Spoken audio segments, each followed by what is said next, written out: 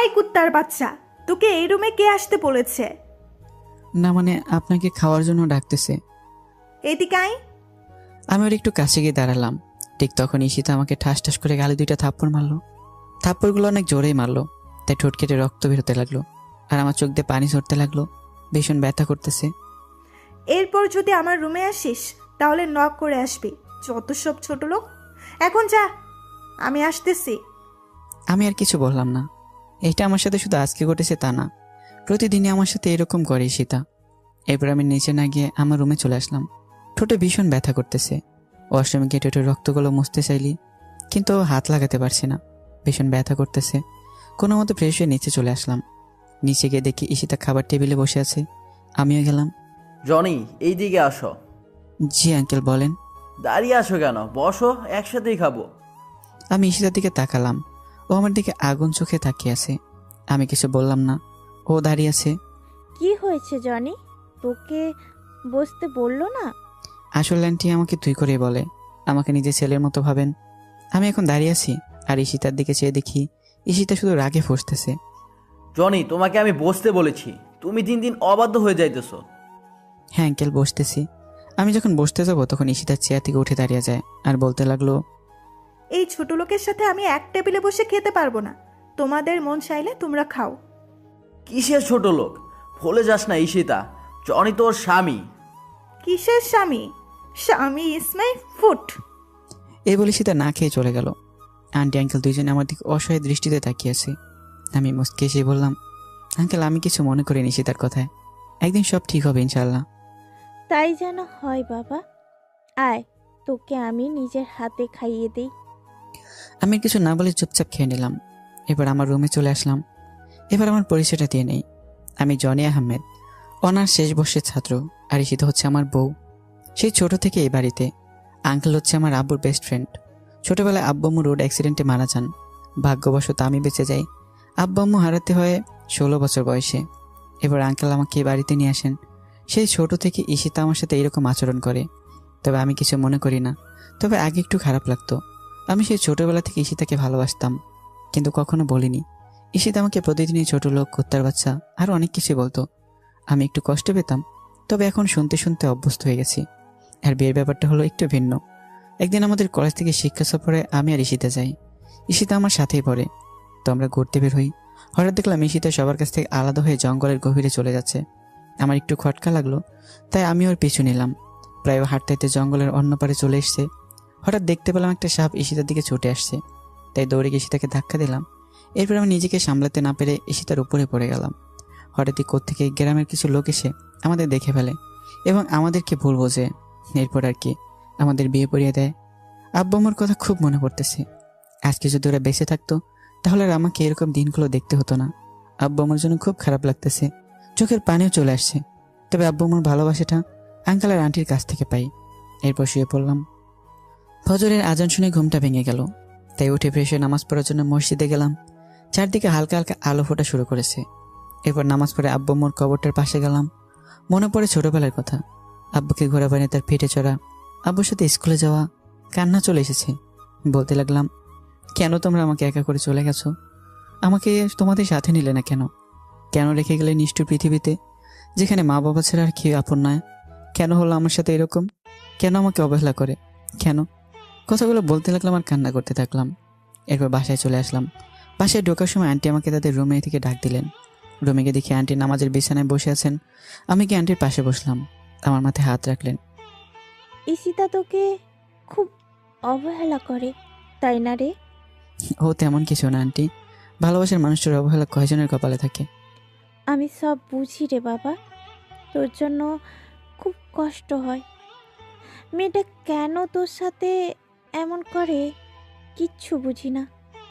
কষ্ট এখন আর হয় না আন্টি, কষ্টগুলো এখন সহ্য করতে শিখে গেছি।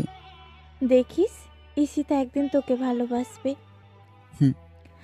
আচ্ছা, তুই এখন রুমে যা। আর শোন, ঈশিতাকে ডেকে তুল, আমি নাস্তা তৈরি করতেছি। আচ্ছা আন্টি। এরপর ঈশিতাকে ডাকতে যাইনি, কারণ ওকে ডিস্টার্ব করলে আমার কপালে খারাপই আছে। ভালোবেসে তাই কিছু বলতে পারি না।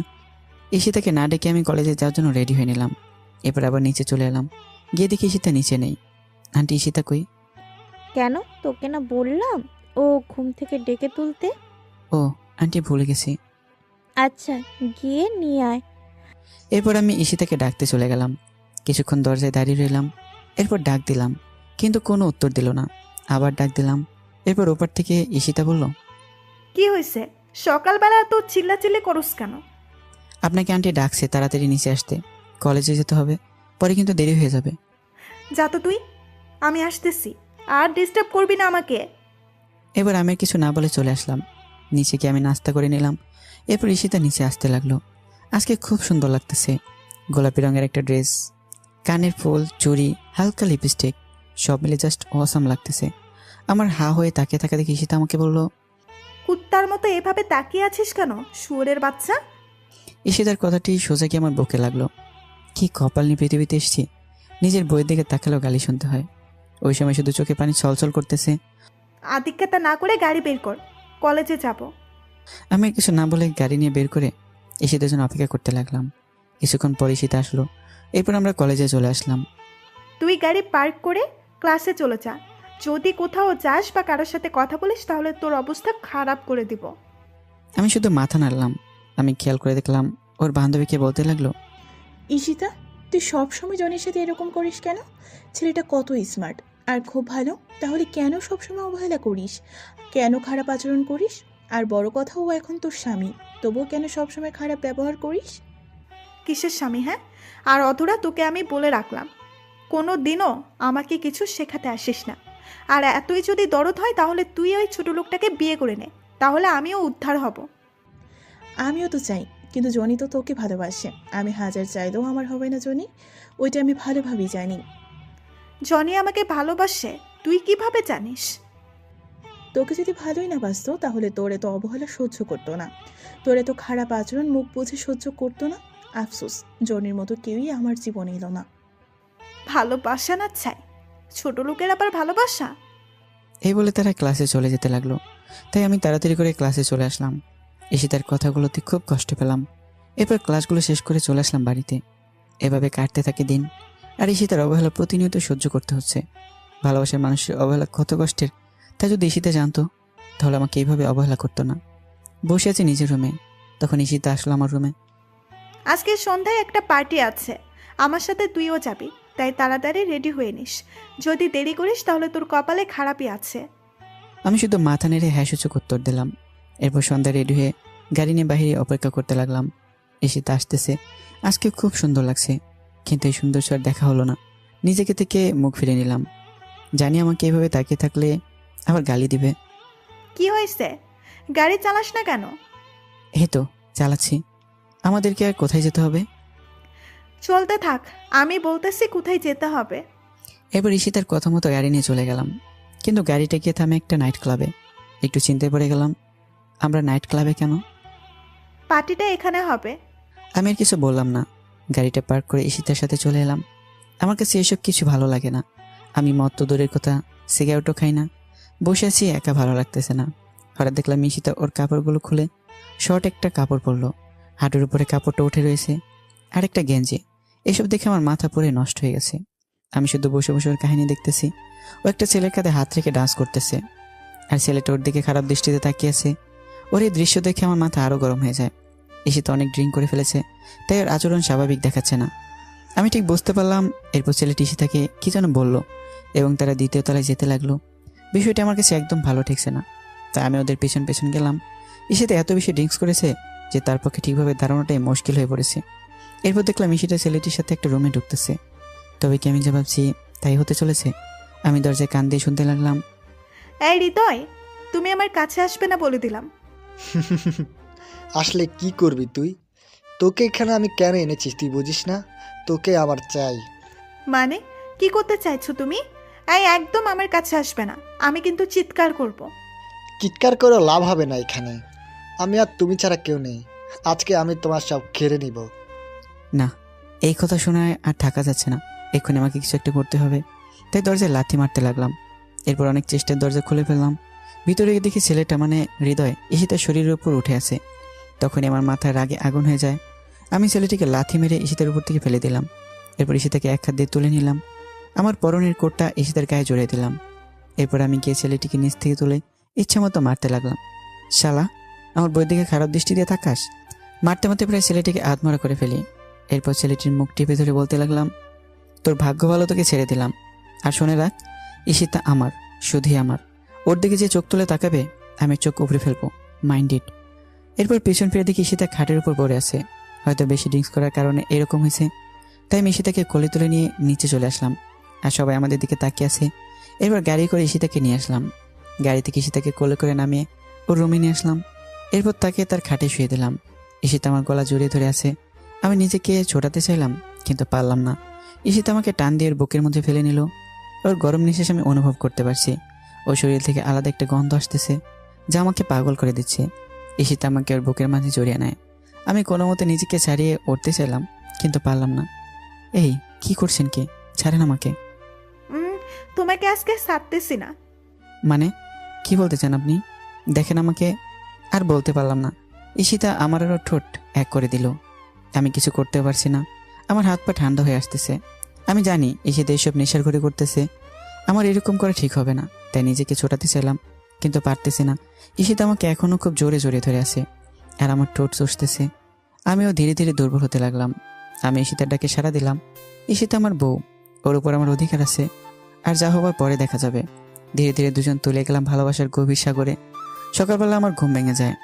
আমি এখন ঈশিতার বুকের মাঝে আছি, আর ঈশিতা আমাকে জড়িয়ে ধরে রেখেছে। ঈশিতার শরীরে কোনো কাপড় নেই। আমি নিজেকে ছাড়িয়ে ঈশিতার কপালে একটু সময় দিলাম। আমার স্পর্শে ঈশিতার ঘুম ভেঙে যায়। আমাকে দেখে চমকে ওঠে। তুই এইখানে কি করিস? আমার পরনের কাপড় কোথায়? আমি তো আপনার রুমে থাকতে চাইনি, আপনি নিজে আমাকে বাধ্য করেছেন। আর তাছাড়া আপনি আমার বউ, আমি আপনার সাথে থাকতেই পারি। আপনার উপর আমার অধিকার সবচেয়ে বেশি। এই শুয়োরের বাচ্চা, কি বললি তুই? কোনো ছোট লোক আমার স্বামী হতে পারে না। আর তোকে না বললাম আমার কাছে স্বামীর অধিকার চাইবি না? আমার সব তো নষ্ট করে দিলি। আর কি বাকি রাখছস? আর আমি তোকে কি বাধ্য করেছি? কালকের ঘটনা ভুলে গেলে নাকি? আপনার জন্যই সব হয়েছে। আর আমি আমার বউকে আদর করেছি, অন্য কাউকে না। আমি যদি জানতাম আপনি কালকে ওরকম কিছু করবেন, তাহলে কোনোদিন ওই পার্টিতে যেতে দিতাম না। জানেন কালকে আপনার সাথে কি হয়েছিল? কি হয়েছে? আমি তো ডান্স করছিলাম। এরপর কিছু তো মনে করতে পারছি না। ওইটাই জানতে চান কি হয়েছে কালকে রাতে? বল। এরপর আমি ঈশিতাকে সব বললাম। আমি তোর কথা বিশ্বাস করি না। তুই মিথ্যা বলতেছস আমার সাথে। তুই কি ভাবিস আমি কিচ্ছু বুঝি না? মিথ্যা কথা বলে তুই আমাকে ভোগ করলি। সত্যি কথা, আমি মিথ্যে বলছি না। আমাকে বিশ্বাস করুন। কি করলে আপনাকে বিশ্বাস করানো যাবে?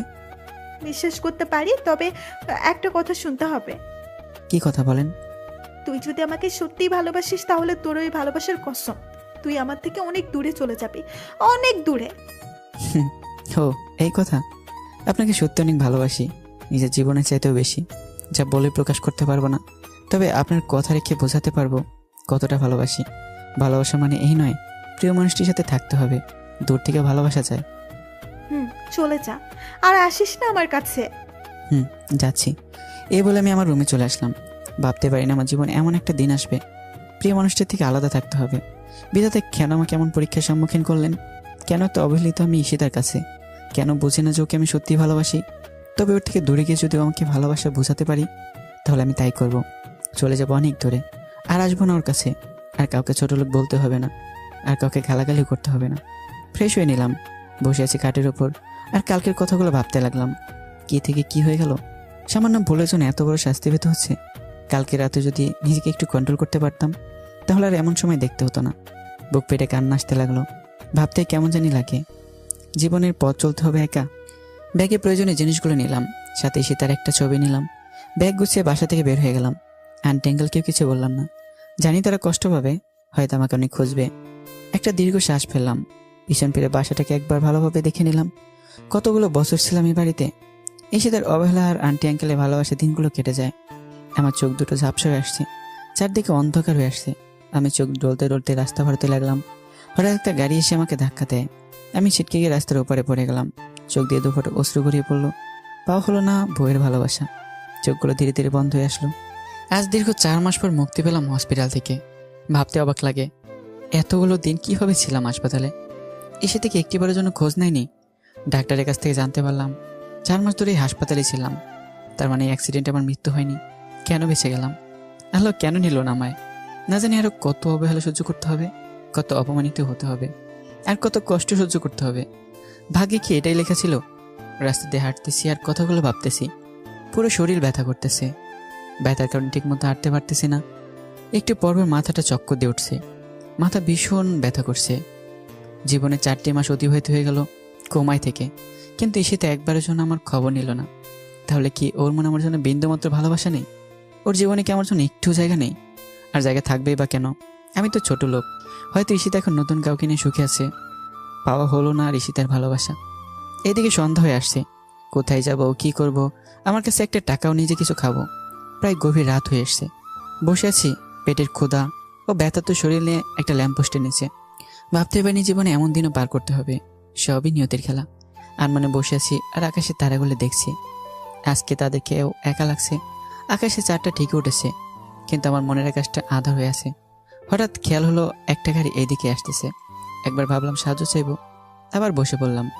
গাড়িটা আমার সামনে এসে থামলো। কি ব্যাপার? গাড়িটা আমার সামনে দাঁড়ালো কেন? হয়তো ওদের কোনো কাজে দাঁড়িয়েছে। আমি গাড়ির দিকে তাকিয়ে বোঝার চেষ্টা করলাম। চেনা চেনাই মনে হচ্ছে। গাড়িতে একজন লোক নেমে আসলো। আরে, এ তো আঙ্কেল। চোখ দিয়ে অশ্রু গড়িয়ে পড়লো। দেখলাম আঙ্কেলের চোখে পানি। হয়তো কতগুলো দিন পর দেখা হলো তাই।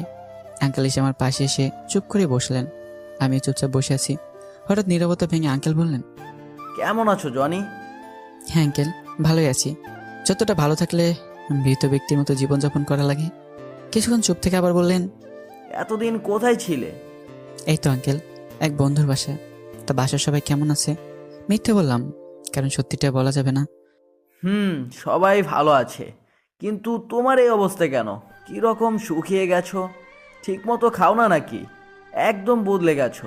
আর তোমার কপালের হাতে এগুলা কিসের দাগ? মনে হয় তো কোনো কাটার দাগ। কি হয়েছে বলো তো? আমার কথা না হয় বাদ দেন। ওই দিন সিঁড়ি দিয়ে নামার সময় পা পিছলে পড়ে গেছি, তাই একটু কাটা গেছে। ঈশিতা কেমন আছে? তোমার চলে যাওয়াতে সবচাইতে খুশি হয়েছে ঈশিতা। কথাটি শুনে অনেকটা কষ্ট পেলাম। এতদিনে আমার জন্য তার যদি একটু মায়া জন্মালো না। জানো, তুমি যখন বাড়ি থেকে চলে গেছো তোমার আন্টি হার্ট স্ট্রোক হয়েছে। কথাটি শুনে ভীষণ কষ্ট পেলাম। আজকে আমার জন্য সবকিছু হয়েছে, সবকিছুর জন্য আমি দায়ী। আন্টি এখন কেমন আছেন? আছে মোটামুটি, কিন্তু তুমি যদি না ফিরে যাও তাহলে তোমার আন্টির খারাপ কিছু একটা হয়ে যেতে পারে। তুমি প্লিজ আমার সাথে চলো। চুপ করে বসে রইলাম। কিভাবে যাবো আমি বাড়িতে? আমি তো ঈশিতাকে কথা দিয়েছি আর কখনো ওদের সাথে দেখাই দেব না। কিন্তু নিয়তি কেন বারবার পরীক্ষার মুখে ফেলে আমাকে? আবার ঈশিতার সম্মুখীন হতে হবে। চাই না নতুন করে অবহেলা পেতে, চাই না নতুন করে কষ্ট পেতে, কিন্তু আন্টির জন্যও যেতে হয়, কারণ তিনি আমাকে নিজের ছেলের মতো আদর করেছেন। আবারও কঠিন পরীক্ষার সম্মুখীন হলাম। কি হয়েছে জনি? চুপ করে বসে আছো কেন? প্লিজ চলো আমার সাথে। কিন্তু আমি তো যেতে পারবো না। আমি ঈশিতাকে কথা দিয়ে এসেছি আর কোনোদিনও সামনে যাব না। তুমি কি তোমার কথা রাখতে গিয়ে তোমার আন্টিকে হারাবে? পড়ে গেলাম আরেক চিন্তায়। ছোটবেলায় আব্বু আমাকে হারালাম, কিন্তু আব্বু আমার অভাবটা আমাকে বুঝতে দেয়নি তারা। তাহলে আজকে কেন আমার জন্য মরতে বসবে? এটা তো হয় না। হ্যাঁ আঙ্কেল, আমি রাজি। এই তো আমার লক্ষ্মী ছেলে, চলো। এইটা বলে আমার কপালে একটা চুমু দিলেন আঙ্কেল। আমি মুচকে এসে গাড়িতে উঠলাম। গাড়িতে উঠে অবাক হয়ে গেলাম, ঈশিতাও গাড়িতে রয়েছে। তার মানে ঈশিতা কি আমার সব কথাগুলো শুনে নিয়েছে? আমি কিছু না বলে গাড়ি থেকে বসলাম। শরীরের ব্যথার জন্য ঠিকমতো বসতে পারছি না। খুব ব্যথা করছে, তবুও কষ্ট করে বসে পড়লাম। চুপচাপ বসে রইলাম। আবার অনেকদিন পর ঈশিতার সাথে দেখা হলো।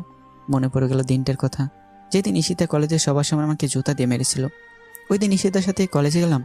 সিঁড়িতে ওঠার সময় হয়তো ঈশিতার এক বান্ধবীর সাথে ধাক্কা লাগে আমার। আমি মেয়েটিকে সরি বললাম। মেয়েটি আমাকে কিছু না বলে চলে গেল। কিন্তু কোত্থেকে যেন ঈশিতা সে ওর পায়ে জুতো খুলে আমাকে মারতে লাগলো। ঈশিতা তার পায়ের হিলগুলো জুতা দিয়ে আমাকে বাড়ি মারতে মারতে শরীর রক্তাক্ত করে দেয়, কিন্তু আমি জায়গা থেকে সরিয়ে দাঁড়াইনি। ওই সময় শুধু চোখ দিয়ে পানি চড়িয়েছি। ঈশিতার বান্ধবী ঈশিতাকে বলল, ওর কোনো দোষ নেই। আসলে আমি অনেক তাড়াহুড়োতে ছিলাম, ভালোভাবে খেয়াল করিনি, তাই ধাক্কা লাগলো। আর জনি তো নিজে থেকে আমাকে ধাক্কা দেয়নি। তাহলে তুই ওকে শুধু শুধু শাস্তি দিচ্ছিস কেন ঈশিতা? আমি জানি ওই ছোট লোক নিজে থেকে তোকে ধাক্কা দিয়েছে দিশা। এই বলে আবারও মারতে থাকে আমাকে। প্রায় আধমরা হয়েছিলাম ওই দিন। ওই সময় 16 দিন হাসপাতালে থাকতে হয় আমাকে। শুধুমাত্র একটা ভুলের জন্য সবার সামনে আমাকে অপমানিত করলো, সবার সামনে আমাকে মারলো। কথাগুলো ভাবতে ভাবতে চোখে পানি চলে এসছে। আমি কান্না করতেছি, ঈশিতা বুঝে গেল, তাই আমি তাড়াতাড়ি চোখ মুছে নিলাম। চোখ মুছে আবার ডুব দিলাম আমার অতীতে। কেন আমি এতদিন হসপিটালে ছিলাম? কেন বা আমার আজ এই অবস্থা? এইসব কথা ভাবতে ভাবতে গাড়ি এসে থামল ঈশিতাদের বাড়িতে। আমি দৌড়ে গেলাম আন্টির কাছে। আন্টি শুয়ে আছে, কিরকম শুকিয়ে গেছেন, মনে হয় ঠিকমতো খায় না, ঠিকমতো ঘুমায় না, ঠিকমতো ওষুধও খায় না। আমি গিয়ে আন্টির পাশে বসলাম এবং মাথায় হাত রাখলাম। আমার হাতের স্পর্শ পেয়ে আন্টি জেগে গেলেন। আমাকে দেখে আন্টি অসহায় দৃষ্টিতে তাকিয়ে আছেন আমার দিকে। আন্টির চোখ ছলছল করছে। আমাকে আন্টি পাগলের মতো চুমু দিতে লাগলেন। কেমন আছো আন্টি? আগে ভালো ছিলাম না রে, তুই এসে গেছিস, আমি এখন খুব ভালো আছি। কিন্তু তোর এই রকম অবস্থা কেন? কপালে কাটা দাগ, হাতেও অনেক বড় কাটা দাগ রয়েছে। ওইটা আন্টি তেমন কিছু না, সিঁড়ি দিয়ে নামতে গিয়ে পড়ে গেছে, তাই একটু কেটে গেছে। আমার কেন জানি বিশ্বাস হচ্ছে না তোর কথা, কেন জানি তোর কথা মানতে পারছি না। না আন্টি, ওইরকম কিছুই না। আচ্ছা, তুই ফ্রেশ হয়ে আয়, আমি তোকে খাবার দিচ্ছি। আচ্ছা আন্টি। আমি চলে যেতে লাগলাম। আন্টি আবার আমাকে পেছন থেকে ডাক দিলেন। জি আন্টি বলো। এইদিকে আয় তো, তোকে জড়িয়ে ধরি না, অনেক দিন হয়েছে। আমি মুচকে এসে আন্টির কাছে গেলাম। আন্টি আমাকে জড়িয়ে ধরলেন। ঠিক তখনই আমি ব্যথায় আহ করে চিৎকার দিয়ে উঠলাম। আমার চিৎকার শুনে সবাই ভয় পেয়ে গেল। কি হয়েছে জনি? আন্টি হঠাৎ পিঠে ভীষণ ব্যথা করে উঠল। কই দেখি। আমার পরনে টি শার্টটা উল্টে আন্টি বড়সড় একটা ধাক্কা খেলেন। বুঝতেই পারলাম, সাথে সাথে আঙ্কেল আর ঈশিতাও, কিন্তু কি মনে হয়েছে বুঝতে পারলাম না। সত্যি করে বল জনি, তোর কি হয়েছে? তুই আমাকে মিথ্যা কথা বললি কেন? আর আন্টি মিথ্যা বলবো কেন, আমি তো সত্যি বলতেছি। তুই সত্যি বলছিস তাই না? এক থাপ্পড় দিব তোর পিঠে। ওটা কিসের দাগ? কই কিসের দাগ? আমি আয়নার সামনে গিয়ে দেখতে লাগলাম। দেখে আমি নিজে অনেক বড় ধাক্কা খেলাম। আমার পিঠের প্রায় অর্ধেকটাই কাটা। তার মানে অ্যাক্সিডেন্টে এরকম হয়েছে। কিভাবে বেঁচে গেলাম? এত বড় আঘাত হওয়ার পরে বেঁচে গেলাম। জনি, তোকে আমার কসম, সত্যি করে বল কি হয়েছে। কি করি এখন? সত্যটা তো বলতে হবে। আসলে আন্টি আমার অ্যাক্সিডেন্ট হয়েছে। ওই দিন বাড়ি থেকে বের হয়ে রাস্তা পার হওয়ার সময় একটা গাড়ির সাথে ধাক্কা লাগে আমার। আমি এতদিন ধরে আমার কোনো বন্ধুর বাসায় না, হাসপাতালে ঘুমাইছিলাম। আর আজকে 4 মাস পর জ্ঞান ফিরেছে। এবার আন্টি হাওয়া করে কেঁদে দিলেন। আমি কি আন্টিকে সান্ত্বনা দিতে লাগলাম। কোনো মতে আন্টিকে ঠান্ডা করলাম। এবার আন্টিকে বুঝিয়ে সুঝিয়ে চলে আসলাম আমার রুমে। ফ্রেশ হতে গেলাম, ঠিকমতো ফ্রেশও হতে পারছি না। কোনো মতে ফ্রেশ হয়ে নিচে চলে আসলাম খাওয়ার জন্য। আন্টি আমাকে নিজ হাতে খাইয়ে দিলেন। তবে একটা জিনিস খেয়াল করলাম, ঈশিতা আজকে আমার সাথে এক টেবিলে বসে খেলো। অনেকটা খুশি হলাম। এরপর খাওয়া দাওয়া শেষ করে রুমে চলে আসলাম। একটু ঘুমানোর চেষ্টা করলাম, কিন্তু পিঠে ব্যথার জন্য পারছি না। তবুও কোনো মতে চিত হয়ে শুয়ে পড়লাম। ভোরবেলায় ফজরের আজানে ঘুম ভাঙলো। বিছানা থেকে উঠতে অনেক কষ্ট হচ্ছে। শরীরটা এখন আগের মতো ব্যথা করতেছে। অনেক কষ্ট করে উঠে অজু করে নামাজ পড়তে চলে গেলাম, কারণ এখানকার এই ব্যথা জাহান্নামের শাস্তি থেকে কোটি গুণ কম। এই সামান্য কষ্টের জন্য কপাল আখেরাতে চিরস্থায়ী সুখ থাকতে পারে। অনেক কষ্ট করে নামাজ পড়তে বাইরে আসলাম। এখন একটু ভালো লাগতেছে, হালকা হালকা বাতাস বয়ে যাচ্ছে। অনেকদিন পর সকালে সূর্যটা দেখতে পাবো, কারণ হাসপাতালে এতদিন কমায় থাকায় বাইরে আলো আমার হৃদয় স্পর্শ করতে পারেনি। তাই ছাদে চলে আসলাম। খেয়াল করলাম কেউ একজন চাঁদের এক কোণে দাঁড়িয়ে আছে। একটু কাছে যেতে বুঝতে পারলাম ঈশিতা। আমি গিয়ে ওর একটু পাশে দাঁড়ালাম। ভাবলাম এই কয়দিন হয়তো আমি তার হৃদয়ে একটু হলে আমার জন্য জায়গা করতে পেরেছি। কারো উপস্থিতি টের পেয়ে ঈশিতা আমার দিকে তাকালো। আমাকে দেখে বিরক্তিকর দৃষ্টি নিয়ে তাকালো ঈশিতা আমার দিকে। তুই এখানে কি করিস? তোকে বলছি না আমাকে ডিস্টার্ব করবি না। আসলে আমি বুঝতে পারিনি আপনি ছাদে আছেন, জানলে এখানে আসতাম না। জানলে আসতো না। এই বাড়িতে আবার কেন আসলি তুই? তোর নাকি অ্যাক্সিডেন্ট হয়েছে। মরিস নাই কেন অ্যাক্সিডেন্টে? মরে আমাকে উদ্ধার করতি। যত সব ছোট লোক কোথাকার। একথা বলে ঈশিতা চলে গেল। ঈশিতার কথা শুনে বুকের ভিতর ঘূর্ণিঝড় শুরু হলো। তাহলে কি আমি ভুল ধারণা নিয়ে এতদিন বেঁচেছিলাম? মৃত্যুটা আমার জন্য শ্রেয় ছিল। ভালোবাসার মানুষটি বলেছে মরতে, তাহলে এই তুচ্ছ জীবন রেখে কী লাভ? শুধুমাত্র আত্মহত্যা করলে এই অবহেলা থেকে মুক্তি পেতে পারি, কিন্তু আত্মহত্যা যে মহাপাপ। আর এই কথা জেনে বেঁচে আছি পৃথিবীতে হাজারো জীবন্ত লাশ। চোখ দিয়ে অনবরত অশ্রু ঝরতেছে, কেন জানি বাধা দিয়েও থামাতে পারছি না। বুকের ভিতর দিয়ে বয়ে যাওয়া কষ্টের ঢেউ। আর কত অবহেলা পেতে হবে জানি না, তবে একদিন ওই অবহেলিত জনির কাছে এসে তাকে আসতে হবে। সূর্যোদয়টা না দেখে চলে আসলাম। ইচ্ছে নেই সূর্যোদয় দেখার। নাস্তা করতে নিচে চলে আসলাম। জানি ঈশিতা আমার সাথে এক টেবিলে বসে নাস্তা করবে না, তবুও বসলাম। ঈশিতা আসলো আর আমাকে দেখে আবার চলে গেল। ওই সময় কষ্ট পেলাম না, কারণ প্রিয় মানুষ থেকে কষ্ট পাবো এই কথা যদি জেনে, তাহলে এরকম আঘাত করে না। তবে জখমটা রয়ে যায়। এবার আমাকে আন্টি নিজাতে নাস্তা খেয়ে দিলেন। এবার আমি একটু রেস্ট নিয়ে ফার্মেসি থেকে 1 মাসের জন্য ওষুধ কিনে নিয়ে আসলাম। ধীরে ধীরে পেটের কতটা ভালো হতে লাগলো। পেটের কত ভালো হলে লাভ কি, বুকের কতটা তো তার চেয়েও 1000 গুণ বেশি। যা শুধু ঈশিতা ভালো করতে পারবে, যার একমাত্র ওষুধ শুধু ঈশিতা। আজ 1 মাস পরে আমি মোটামুটি সুস্থ, কিন্তু অবহেলাটা প্রতিদিনই পেতে হয়। এই কারণে না হয় অন্য কারণে। এখন থেকে আমি আঙ্কেলের অফিসে যাব। আঙ্কেল বারণ করছে, তবুও ঘরে একা একা বসে থাকতে ভালো লাগে না। এর চেয়ে অফিসে গেলে ভালো হয়, কিন্তু ঈশিতা অনেকে অফিসে যেতে চায়। তবে ভালোই হবে, কাজের ফাঁক ঈশিতাকে চুরি করে নিজের ইচ্ছা মতো দেখতে পারবো, এতে অনেক। আজকে অফিসে প্রতিদিন আমার আর ঈশিতার দুজনে এক গাড়িতে করে গেলাম, সাথে আঙ্কেলও ছিলেন। আজ থেকে অফিসে নতুন এমডি হচ্ছে ঈশিতা, আর আমাকে একটা ডেস্ক দেখিয়ে দিলেন। আমার জন্য কাজটা নির্ধারিত নয়, আমার কাছে ভালো লাগলে কাজ করতে পারবো, না হয় অফিসে বসে থাকতে পারবো। প্রথম দিন সবার সাথে পরিচিত হয়ে নিলাম, আর একজনকে বন্ধু বানিয়ে নিলাম। নাম হচ্ছে রাকিব। আমার সমবয়সী রাকিব, আর আমার পাশে ডেস্কে বসে রাকিব। আমার সমবয়সী হওয়ার কারণে একজন আরেকজনকে তুই করেই বলি। প্রথম দিন সব কিছু বুঝে নিতে কিছুটা সময় কেটে গেল। পরদিন সকালবেলা নাস্তা করে অফিসে চলে আসলাম। ঈশিতা আমার সাথেই গাড়িতে আসে। আমি গাড়ি চালানোর ফাঁকে ফাঁকে ঈশিতার দিকে তাকিয়ে থাকি। মেয়েটাকে দেখতে কতটা নিষ্পাপ লাগে। কেউ দেখলে বিশ্বাসই করবে না মেয়েটা যে এত নিষ্ঠুর। তবে ঈশিতা আমার জন্য নিষ্ঠুর না, ঈশিতা আমার জন্য আমার রাজ্যের রানী। আমার ডেস্কে বসে আমি এমন সময় পিয়ন এসে বললো ঈশিতা নাকি আমাকে ডাকছে। তাই আমি গেলাম ওর কেবিনে। আসতে পারি ঈশিতা? এই ছোট লোক, এটা অফিস, বাড়ি না। আর তোর সাহস কি করে হয় আমার নাম ধরে ডাকিস? সরি ম্যাম, বলেন কি করতে হবে? মনে থাকে যেন। এখন এই ফাইলটা রেডি করে নিয়ে আয়। জি ম্যাম। প্রায় 1.5 ঘন্টা পর ফাইলটা রেডি করতে পারলাম। এবার ঈশিতার কাছে নিয়ে যেতে হবে। May I coming ma'am? Yes come. এই যে ম্যাম, ফাইলটা রেডি। আমার হাত থেকে ফাইলটা নিয়ে ঈশিতা দেখতে লাগলো। হঠাৎ ঈশিতা ফাইলটা আমার দিকে ছুঁড়ে মারলো আর বলতে লাগলো, এই ছোট লোকের বাচ্চা, সামান্য একটা ফাইল ঠিক করে তৈরি করতে পারে না, আর আসছে অফিসে কাজ করতে। রাগে চিৎকার করে বলল।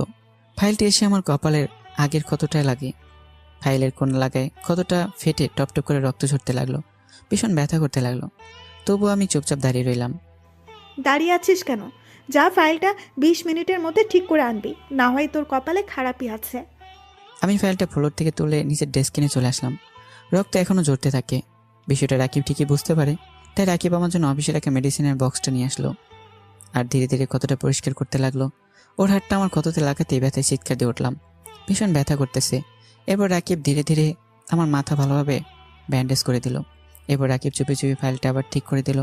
আমি গিয়ে ফাইলটা ঈশিতাকে দিয়ে চলে আসলাম। এরপর অফিস এসে আবার ঈশিতাকে নিয়ে বাসায় চলে আসলাম। বাড়িতে ঢুকবার সময় আমার মাথায় ব্যান্ডেজ দেখে আন্টি আমার কাছে দৌড়ে এসে জিজ্ঞেস করলেন, কি হয়েছে জনি? মাথায় ব্যান্ডেজ কেন? ও কিছু না আন্টি, গাড়িতে ওঠার সময় গাড়ির সাথে একটু ধাক্কা লেগে হালকা কেটে যায়, দেখবা আমার ঠিক হয়ে যাবে। এই কথা বলে রুমে চলে এসে ফ্রেশ হয়ে নিলাম। এরপর রাতে খেয়ে ঘুমিয়ে পড়লাম। ঘুম ভাঙে প্রায় সকাল 9টায়। কী ব্যাপার, কোনোদিন তো এত দেরিতে ঘুম ভাঙে না। শোয়া থেকে উঠতে চেষ্টা করলাম, কিন্তু উঠতে পারছি না। পুরো শরীর কীরকম ভার হয়ে আছে আর আগুনের মতো পড়ে যাচ্ছে। হঠাৎ করে আবার জ্বর এলো কেন? কালকের ঘটনা মনে পড়ে গেল। কপালে হাত দিয়ে দেখি কে যেন জলপটি দিয়ে রেখেছে। এরপর অনেক কষ্টে বিছানা থেকে উঠে ফ্রেশ হয়ে নিলাম। আজকের অফিসে যাওয়া হবে না, অনেক লেট হয়ে গেছে। একটা জিনিস বুঝতে পারলাম না, আমার মাথায় জলপট্টি দিল কে? মনে হয় আন্টি ছাড়া কেউই হতে পারে না। আন্টির কথা ভাবতে আমার রুমে এসে হাজির হয়ে গেলেন। এখন কেমন আছিস বাবা? জ্বরটা কমেছে? হ্যাঁ আন্টি, এখন একটু সুস্থ আছি, আর জ্বরটা একটু কমেছে। আমি তোর জন্য নাস্তা নিয়ে এসেছি, হা কর, আমি খাইয়ে দেই। এবার আন্টি আমাকে খাওয়াতে লাগলেন। আমি চুপচাপ খেয়ে নিচ্ছি। আচ্ছা আন্টি, আমার মাথায় জলপট্টি দিল কে? আমি দিয়েছি। আচ্ছা, কালকে কি হয়েছে সত্যি বল। গাড়ির সাথে হালকা ধাক্কা লাগলে তো এই রকম আঘাত হয় না, আবার রাতে জ্বর এসেছে। সত্যি করে বল কিন্তু, আমার সাথে মিথ্যে বলবি না। না আন্টি, সত্যি সেরকম কিছু না। আবার মিথ্যে কথা বলিস? আমি কিন্তু সব বুঝি। ঈশিতা এই রকম করেছে, তাই না? সত্যি কথা বলবি কিন্তু। আসলে জানাটা বেশি জরুরি। বেশি জরুরি। এরপর অনিচ্ছা সত্ত্বেও আন্টিকে সব বলতে হলো। আমার কথা শুনে আন্টির মুখটা কালো হয়ে গেল। আমার মাথার ব্যান্ডেজটা খুলে আন্টি দেখতে লাগলেন। এরপর আন্টি কিছু না বলে আমাকে ওষুধ খাইয়ে দিয়ে চলে গেলেন। আমিও চুপচাপ শুয়ে পড়লাম। অনেকদিন কলেজে যাওয়া হয়নি, আবার সামনের মাসে পরীক্ষা। আমার এরকম ভালো প্রস্তুতিও নেই। কালকে কলেজ যেতে হবে, এইভাবে দিনটা কেটে যায়। জ্বরটা একটু কমেছে, তাই সকালে নাস্তা করে গাড়ি নিয়ে বেরিয়ে পড়লাম কলেজের উদ্দেশ্যে। হঠাৎ আমার গাড়ির সামনে একটা মেয়ে এসে পড়লো। আমি তাড়াতাড়ি ব্রেক করলাম, তবুও গাড়ির সাথে হালকা ধাক্কা লাগে মেয়েটার। আমি তাড়াতাড়ি গাড়িটা থামিয়ে গাড়ি থেকে নেমে পড়লাম। এরপর মেয়েটিকে তুলতে গেলাম। আরে এটা তো ঈশিতার ফ্রেন্ড দিশা। আমি তাড়াতাড়ি হাতটা বাড়িয়ে দিলাম দিশার দিকে। উঠে আসো দিশা। এরপর আমি ধীরে ধীরে দিশাকে তুলতে লাগলাম। গাড়ির সাথে ধাক্কা লাগার কারণে মেয়েটার পায়ে ব্যথা পেয়েছে, উঠে দাঁড়াতে কষ্ট হচ্ছে। তোমার কি হাঁটতে কষ্ট হচ্ছে? না, তেমন না, ঠিক হয়ে যাবে। আচ্ছা, এখন ছাড়ো, আমি যেতে পারবো। আচ্ছা। আমি দিশাকে ছেড়ে দিলাম। ও ধীরে ধীরে হাঁটার চেষ্টা করতে লাগলো, কিন্তু পায়ের ব্যথার কারণে পারছে না। দিশা পড়ে যেতে লাগলো। তাই আমি তাড়াতাড়ি দিশাকে আবার ধরতে গেলাম। চলো, আমি তোমাকে হাসপাতালে নিয়ে যাচ্ছি। না, তার আর দরকার হবে না, আমি যেতে পারবো। চুপ! সে কখন থেকে যেতে পারবো বলছো? কই তো, একটু সামনে যেতে পারছো না? তো আমি এখন কিভাবে যাব? আচ্ছা দাঁড়াও, কি করবো ঠিক বুঝতে পারছি না। মেয়েটা ঠিক মতো হাঁটতে পারছে না, তাই কোনো কিছু না ভেবে এই দিশাকে কোলে তুলে নিলাম। এরকম কিছু একটা করবো দিশা ভাবতে পারিনি। আমার দিকে ড্যাব ড্যাব করে তাকিয়েছে। আমি কিছু না বলে দিশাকে গাড়িতে উঠিয়ে নিলাম। আসলে আমারও কোনো ইচ্ছে ছিল না দিশাকে কোলে নেওয়ার, কিন্তু পরিস্থিতির শিকার করতে হলো। এরপর দিশাকে একটা হাসপাতালে নিয়ে আসলাম। ডাক্তার দেখাতে হবে, না হয় আবার সমস্যায় পড়তে পারি। গাড়ি থেকে হাসপাতালের ভিতর কোলে করে নেওয়া লাগলো। এরপর ডাক্তারকে দেখিয়ে নিলাম। আঘাতটা একটু বেশি লেগেছে, তবে কিছুক্ষণ পর ঠিক হয়ে যাবে। ডাক্তার কিছু ওষুধ লিখে দিলেন। শুধু ওষুধগুলো কিনে দিশা কিনে আবার গাড়িতে চলে আসলাম। দিশা, কোথায় যাবে এখন? কলেজে নাকি বাড়িতে? কলেজে চলো। ঠিক মতো হাঁটতে পারবে তো? সমস্যা হলে বলো, আমি তোমাকে বাড়িতে দিয়ে আসবো। হাঁটতে পারবো, সমস্যা হবে না আমার। কলেজে চলো। এবার আর কিছু না বলে গাড়ি চালাতে লাগলাম। গাড়ি চালানোর সময় খেয়াল করলাম দিশা আমার দিকে বারবার আর চোখে তাকিয়ে রয়েছে। আমি কিছু বুঝলাম না। কলেজেতে চলে এলাম। অনেকদিন পর কলেজে এলাম। দিশা গাড়ি থেকে নেমে হাঁটতে লাগলো, কিন্তু পারছে না। তাই আমি কি দিশার হাতটা ধরে ফেললাম। এরপর ধীরে ধীরে ওকে নিয়ে যেতে লাগলাম। কলেজের সবাই আমাদের দিকে হা হয়ে তাকিয়ে আছে। আমি এদিকে পাত্তা না দিয়ে দিশাকে নিয়ে ক্লাসে চলে আসলাম। এরপর মেয়েটাকে আমার পাশে বসালাম, কারণ মেয়েটা এখন আমার দায়িত্বে। আমার জন্য মেয়েটার এই অবস্থা হয়েছে। কিন্তু মেয়েটা ওই সময় এত তাড়াহুড়ো করে কোথায় যাচ্ছিল? দিশা, ওই সময় তো তাড়াহুড়ো করে কোথায় যাচ্ছিলে? কলেজে যাচ্ছিলাম, আসলে একটা কাজ ছিল। ও। আচ্ছা শুনি, একটা কথা বলো তো, সত্যি করে বলবা? বলো, কি শুনতে চাও? দিশা প্রশ্ন করলো, এতদিন কই ছিলে তুমি? আর শরীরে কি অবস্থা করেছো? ঠিক মতো খাও না নাকি? সবসময় আমি এই প্রশ্নটাই এড়িয়ে যেতে চাই সবার কাছ থেকে, কিন্তু পারি না। প্রশ্নটার সম্মুখীন হতে হয়। না না, তেমন কিছু না। সত্যি করে বলবা কিন্তু। আমি জানি তুমি মিথ্যা কথা বলতেছো। যেদিন থেকে তুমি কলেজে আসো নাই, সেই দিন থেকে সেটাও আসবে না। সমস্যা কি বলো তো? সেরকম কিছু না, শুধু একটু প্রবলেম হয়েছে। প্রবলেমটা কি? বন্ধু ভেবে বলতে পারো। আসলে দিশা, ওই দিন আমি ঈশিতার কথা রাখতে গিয়ে ওদের বাড়ি থেকে বের হয়ে যাই। ঠিক ওই দিন আমার রোড অ্যাক্সিডেন্ট হয়। প্রায় 4 মাস পর আমার জ্ঞান ফিরে। ডাক্তারের কাছ থেকে জানতে পারি আমি 4 মাস কমাইছিলাম। চিকিৎসার ব্যবস্থা হলো ওই হাসপাতালে নাকি একটা ফান্ড আছে, যে রোগীর আত্মীয় বা কাছে যদি কেউ না থাকে তাহলে তাদের হাসপাতালের ওই ফান্ড থেকে চিকিৎসা করা হয়। আমার চিকিৎসাটাও হয় ওই ফান্ডের সাহায্যে। এরপর যখন জ্ঞান ফিরে, কোথায় যাব কি করবো কিছুই বুঝতে পারিনি। ভাগ্যবশত আবার ঈশিতাদের বাড়িতে আসতে হলো। যখন ঈশিতাদের বাড়িতে ফিরে এলাম, ভাবলাম এই কয়দিনে হয়তো আমার জন্য ঈশিতার মনে একটু হলো মায়া জন্মাবে, কিন্তু তার কই হলো। সে আগের মতোই ঈশিতার কাছ থেকে অবহেলা পেলাম। কথাগুলো বলতে বলতে একটা দীর্ঘশ্বাস ফেললাম। দিশার দিকে তাকিয়ে দেখি ওর মুখটা কেমন মলিন হয়ে আছে। বুঝতে পারলাম আমার কথা শুনে হয়তো কষ্ট পেল। আচ্ছা জনি, ঈশিতা তোমাকে এত কষ্ট দেয়, এত অবহেলা করে, এত অপমান করে, তবুও তুমি কিছু বলো না কেন? ভালোবাসি তাই কিছু বলতে পারি না। ঈশিতার ভালোবাসা না পেলে কি হবে? তাদের অবহেলাগুলো উপহার হিসেবে গ্রহণ করি। বুঝলাম।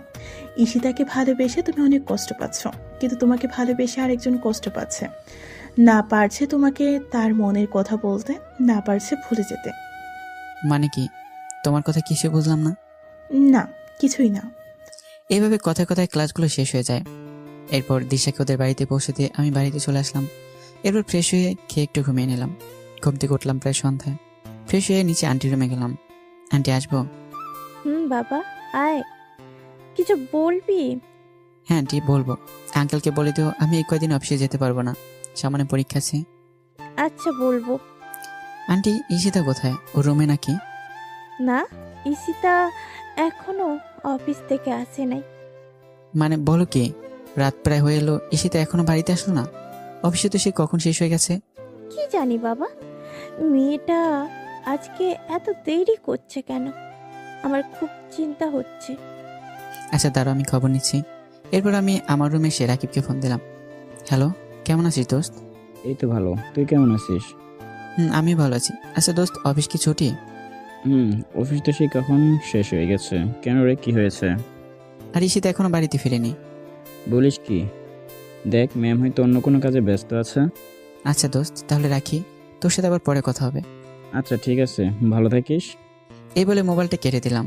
কি করি এখন? ঈশিতার নাম্বারটা বউ দিয়ে সেভ করা আছে, কিন্তু কোনোদিনও ফোন দেওয়া হয়নি। আর কোনো কিছু না ভেবে ফোন দিলাম, কিন্তু ফোন তুলছে না। এইভাবে 6বার ফোন দিলাম, তবুও ফোনটা ধরলো না। আমার চিন্তা আরও বেড়ে গেল, তাই আবারও ফোন দিলাম। এবার ঈশিতা কলটা ধরলো। এই ছোট লোকের বাচ্চা, বারবার ফোন দিস কেন? আপনি কোথায়? তাড়াতাড়ি বাড়িতে আসেন, আন্টি আপনার জন্য চিন্তা করছে। তোকে বলতে যাবো কেন? আমি আমার বয়ফ্রেন্ডের সাথে আছি, আর ডিস্টার্ব করবি না আমাকে। যত সব ছোট লোক কোথাকার। ঈশিতার কথা শুনে আমার পায়ের নিচের মাটি সরে গেল। ঈশিতার বয়ফ্রেন্ড আছে ভাবতে চোখ দুটো ভিজে গেল পানিতে। বুক ফেটে কান্না আসছে। আমার ভালোবাসা কখন ঈশিতা বুঝলো না, শুধু অবহেলাই করে গেল। তবে কি ঈশিতাকে আমি আমার নিজের করে আর কখনো পাবো না? কখনো কি আর হবে না ঈশিতার ভালোবাসা পাওয়া? অনেক কান্না করলাম। ভালোবাসার মানুষের অবহেলা মৃত্যুর সমান। কান্না করতে করতে কখন ঘুমিয়ে পড়েছি ঠিক মনে নেই। ঘুম থেকে উঠে ফ্রেশ হয়ে নিলাম। বারবার শুধু ঈশিতার কথাগুলোই মনে পড়ছে। তবে কি চিরতরে হারাতে হবে ঈশিতাকে? আর যেইভাবে অবহেলা করছে তাতে ঈশিতা না থাকাই ভালো। কিন্তু প্রিয় মানুষটির কাছে থেকে অবহেলা করলে তা না পাওয়ার চেয়েও ভালো। কিন্তু আমি যে এত অবহেলা নিতে পারছি না। কিন্তু এতদিনের অবহেলাগুলোকে খুব মিস করব। আমাকেও কিছু একটা করতে হবে। এমন কিছু করব যাতে ঈশিতা নিজে আমার কাছে আসে। নাস্তা করে কলেজে যাওয়ার জন্য রেডি হয়ে নিলাম। এরপর গাড়ি নিয়ে কলেজে চলে আসলাম। মনে পড়ে সেই দিনগুলো যখন আমি আর ঈশিতা একসাথে কলেজে আসতাম। আমি সবসময় ক্লাসে চুপটি মেরে বসে থাকতাম, আর ঈশিতা ওর ফ্রেন্ডের সাথে মজা করতো। আমি গাড়ি পার্ক করে ক্লাসে চলে আসলাম। বসেছি নিজের বেঞ্চে। হঠাৎ কোত্থেকে যেন একটা মেয়ে এসে আমার পাশে বসে পড়লো। আরে দিশা, তুমি? হ্যাঁ আমি। কেমন আছো? এই তো ভালোই। তুমি? দিশা, একটা কথা ছিল। হুম, বলো, সমস্যা নাই। সত্যি কথা বলতে হবে কিন্তু। আরে বাবা, সত্যি বলবো। আচ্ছা, ঈশিতার কি কোনো বয়ফ্রেন্ড আছে? তুমি কি জানো? না তো, আমার জানার মধ্যে কেউ নাই। কেন, কি হয়েছে বলো তো? না, তেমন কিছু না। বুঝলাম, তেমন কিছু না। তবুও বলো তুমি। আসলে ঈশিতা আমাকে কালকে বললো ওর নাকি বয়ফ্রেন্ড আছে। আরে বলো কি, আমাকে তো কখনো বলে নাই। আর তুমি থাকতে অন্য কোনো ছেলে কেন থাকবে? তুমি না ওর স্বামী? দিশা, তুমি তো জানো আমি শুধু ওর স্বামী নামে, অধিকারে না। জনি, তোমাকে একটা কথা বলবো, রাখবো আমার কথা? আচ্ছা বলো, কি করতে হবে? না, আগে আমাকে কথা দিতে হবে। আচ্ছা দিলাম, এখন তো বলো। চলো না, আমরা আজকে ক্লাস না করে ঘুরবো। চলো না প্লিজ। কিন্তু ক্লাস। তুমি কিন্তু কথা দিয়েছো, যেতে তো হবেই। কি আর করা যায়, কথা যখন দিয়েছি তাহলে তার কথা তো রাখতেই হবে। এরপর আমি গাড়ি নিয়ে দিশা সহ বেরিয়ে পড়লাম। উদ্দেশ্য নদীর পাড়ে যাব। এরপর আমরা আমাদের গন্তব্যে চলে এলাম। বসে আছি নদীর পাড়ে একটা গাছের নিচে। কি সুন্দর প্রকৃতি, যার বর্ণনা দিয়ে শেষ করা যায় না। দিগন্ত বিস্তৃত নদী, নদীর ওপারে সারি সারি গাছ, চারদিকে হালকা রোদের তাপ, আর দক্ষিণের বাতাস এসে মনে দোলা দিয়ে যাচ্ছে। সব মিলে একটা মনোমুগ্ধকর পরিবেশ।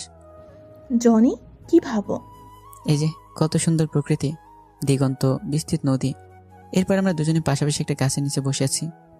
হুম, এই সময়টা আরো সুন্দর হয় যখন প্রিয় মানুষটি পাশে থাকে। কিছু বললাম না, চুপচাপ বসে এলাম। কি হয়েছে, বসে আছো যে? কথা বলো না কেন? না, এমনিতেই। আচ্ছা, তুমি কি এখনো ঈশিতাকে ভালোবাসো?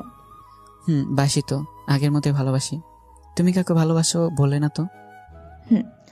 আমিও একজনকে খুব ভালোবাসি, তবে বলতে পারছি না, কারণ ওর যে এখন বউ আছে। ও মা, বলো কি? তাহলে কে সে? আচ্ছা দাঁড়াও। এ কথা বলেই দিশা তার ব্যাগ থেকে একটা গোলাপ ফুল বের করলো এবং আমার সামনে হাঁটু গেড়ে বসে পড়লো। হবে কি তুমি আমার রাত জাগার কারণ? হবে কি তুমি আমার স্বপ্ন দেখার কারণ? জানো, তোমাকে আমি সেই ছোট থেকেই ভালোবাসতাম। যেদিন ঈশিতার সাথে তোমাকে প্রথম দেখেছি সেদিন থেকে তোমাকে ভালোবেসে ফেলেছি। শুধুমাত্র ঈশিতার জন্য কোনোদিন বলে উঠতে পারি নাই, প্লিজ ফিরিয়ে দিও না আমাকে। খুব ভালোবাসি আমি যে তোমাকে। জানো, ঈশিতা যেদিন তোমাকে কলেজে সবার সামনে অপমান করতো, সেই দিন আমি মুখ বুঝে কান্না করতাম। ঈশিতা তো তোমাকে আর ভালোবাসে না, আর ওর বয়ফ্রেন্ডও আছে। তাহলে আমাকে ফিরিয়ে দিও না প্লিজ। আমি মুচকে সে দিশাকে নিচে থেকে উঠিয়ে পাশে বসালাম, ফুলটাও নিলাম। দিশা, তুমি তো জানো আমি ঈশিতাকে ভালোবাসি। আর যদি ভালো নাই বাসতাম তাহলে এত অবহেলা কষ্টের মাঝেও ওর কাছে পড়ে থাকতাম না। আর তোমার এগুলো ভালোবাসা না, সব আবেগ। দেখবে সব আগের মতো ঠিক হয়ে যাবে। দেখবে আমার থেকে আলো 1000 গুণ ভালো ছেলে আসবে। দিশা বলল, 1000 গুণ ভালো ছেলে আসবে, কিন্তু তোমার মতো না। প্লিজ আমাকে ফিরিয়ে দিও না। তোমাকে না পেলে আমি আত্মহত্যা করব। এবার মেয়েটা কান্না করতে করতেই কথাগুলো বলল। আরে কান্না করছো কেন? আর আত্মহত্যা করতে হবে না, তবে আমাকে কিছুদিন সময় দিতে হবে। তুমি তো জানো আমি কতটা ডিপ্রেশনে আছি। আমাকে কিছুদিন সময় দিতে। এই কথা বলার সাথে সাথে মেয়েটা আমাকে জড়িয়ে ধরলো। আমি শুধু মুচকে হাসলাম আর ওর মাথায় হাত রাখলাম। বুঝলাম না, আমি তো এখন হ্যাঁ বলি নাই, এতে এত খুশি। মেয়েটা খুবই ইমোশনাল। এবার আমাকে থেকে দিশাকে ছাড়িয়ে নিলাম। আচ্ছা দিশা, তুমি কি আমাকে পাবে? আমার তো মনে হয় না আমাদের ভালোবাসা পূর্ণতা পাবে। সব ভালোবাসা কি পূর্ণতা পায়? কিছু কিছু ভালোবাসা অসম্পূর্ণ রয়ে যায়। আমাদেরটাও না হয় অপূর্ণ থাকবে। আর আমার পাগলটাকে না সারা জীবন দূর থেকে ভালোবেসে যাব। তবে যেই কয়দিন আছি তোমার সাথে থাকতে চাই। বুঝলাম। আচ্ছা দিশা, আমাকে এখন উঠতে হবে। চলো। এবার আমি দিশাকে ওদের বাড়িতে পৌঁছে দিলাম। আমি কিন্তু তোমার উত্তরের অপেক্ষায় আছি, তবে উত্তরটা কিন্তু হ্যাঁ হতে হবে। ওকে, বাই, সি ইউ টুমোরো। এবার আমি বাসায় চলে আসলাম। ফ্রেশ হয়ে দুপুরে খেয়ে শুয়ে পড়লাম, কিন্তু ঘুম আসছে না। কি করব ঠিক বুঝতে পারছি না। একদিকে ঈশিতাকে বলতে পারবো না, আর অন্যদিকে দিশাকেও কষ্ট দিতে পারবো না। চরম একটা পরীক্ষার সম্মুখীন হলাম। ঈশিতাকে বলতে পারবো না, আর দিশাকে কষ্ট দিতে পারবো না, কারণ প্রিয় মানুষটির অবহেলা করলে তা কত কষ্টের আমি বুঝি। কিন্তু আমি তো ঈশিতাকে ছাড়তে পারবো না, আবার দিশাকেও কষ্ট দিতে পারি না। ঘুম আসছেই না, তাই উঠে গেলাম। ধীরে ধীরে ঈশিতার রুমের দিকে এগোতে লাগলাম। ওর রুমের সামনে দাঁড়িয়েছি, কিন্তু নক করতে ভয় করছে। তবুও নক করলাম। ঈশিতা, আসবো? আয়। আর আমার নাম ধরে আর কখনো ডাকবি না। আজকে মনটা একটু ভালো আছে, তাই এইরকম ব্যবহার করছি। বেশি বাড়াবাড়ি করলে কিন্তু তোর অবস্থা খারাপ করে দিব। আমি দরজায় এসে ভাবতে লাগলাম, আমাকে অবহেলা করে ওনার মনটা ভালোই আছে। আসলে পৃথিবীর মানুষগুলো বড়ই আজব। ওই কি হয়েছে? দাঁড়িয়ে আছিস কেন? আর কি বলবি? তাড়াতাড়ি বল। না মানে একটা কথা ছিল, যদি কিছু মনে না করেন তাহলে বলতে পারি। এত ন্যাকামো না করে কি বলবি বল। আপনি কেন এরকম করেন আমার সাথে? আমি তো আপনার স্বামী। আমার দোষটা কি? কি করেন আমাকে প্রতিনিয়ত অবহেলা করছেন? কেন আবার কষ্ট দিচ্ছেন বারবার? কোন পাপে শাস্তি দিচ্ছেন আমাকে? আমি তোর এত প্রশ্নের উত্তর দিতে বাধ্য নই। আর তোকে আমি আগেই বলেছি, আমি তোকে ভালোবাসি না। তোকে দেখলে আমার ঘৃণা হয়। এই বাড়িতে শুধু আব্বু আম্মুর জন্য তোকে রেখেছি। যেইভাবে আছিস সেইভাবেই থাক। আমার কাছে স্বামীর অধিকার নিয়ে আসবি না। এখন আমার রুম থেকে চলে যা। আমাকে আর ডিস্টার্ব করবি না। যত সব ছোট লোক আসছে আমার কাছে ভালোবাসা পেতে। চলে যাচ্ছি, তবে এই রুম থেকে নয়, এই বাড়ি থেকে একদিন চলে যাব। চিরতরের জন্য চলে যাব। কোনো ছোট লোক আর আপনার কাছে আসবে না কোনো স্বামীর অধিকার চাইতে। আর কেউ বলবে না ভালোবাসি আপনাকে। কথাগুলো বলে চোখের পানি মুছতে মুছতে চলে আসলাম। এরপর আন্টির রুমে গেলাম। আন্টি, আসবো? বাবা আয়, কিছু বলবি? হ্যাঁ আন্টি, তোমার অনুমতি ছাড়া আমি এই কাজ করতে পারবো না। আচ্ছা বল কি কথা। আর অনুমতি তো অবশ্যই দিব। আসলে আন্টি, আমি ঈশিতার অবহেলা নিতে পারছি না। একটু মুক্তি পেতে চাই মায়াজাল থেকে। বাঁচতে চাই নিজের মতো করে। গড়তে চাই আমার একটা নিজস্ব পৃথিবী, যে পৃথিবীতে থাকবে না কোনো অবহেলা, থাকবে না প্রিয় মানুষটার দেওয়া কষ্ট। তাই আন্টি, আমি দেশের বাইরে যেতে চাই। তুমি প্লিজ না করো না। আমার সুখের কথা ভেবে অনুমতি দাও প্লিজ। আরে বোকা, দেশের বাইরে যাবি, সমস্যা কি তাতে? আমিও চাই না তুই আর কোনো কষ্ট পাস। তবে আমার প্রতিদিন যোগাযোগ রাখতে হবে। আমি তোর আঙ্কেলকে বলবো। তুই শুধু বল কখন যেতে চাস। এই তো আন্টি, পরশু। পারবো না তো অবহেলা নিতে। আর তোমাকে কি করে ভুলি বলো তো? আচ্ছা, এখন গিয়ে শুয়ে থাক। এরপর আমি আমার রুমে চলে আসলাম। এসে তাকে ছেড়ে কিভাবে থাকবো? কিন্তু ওর অবহেলাগুলো নিতে পারছি না। পারছি না ওর সাথে থাকতে, না পারছি ওকে ভুলে যেতে। আর দেশের সাথে রিলেশনও জড়িয়ে মেয়েটাকে শুধু শুধু কষ্ট দিতে চাই না।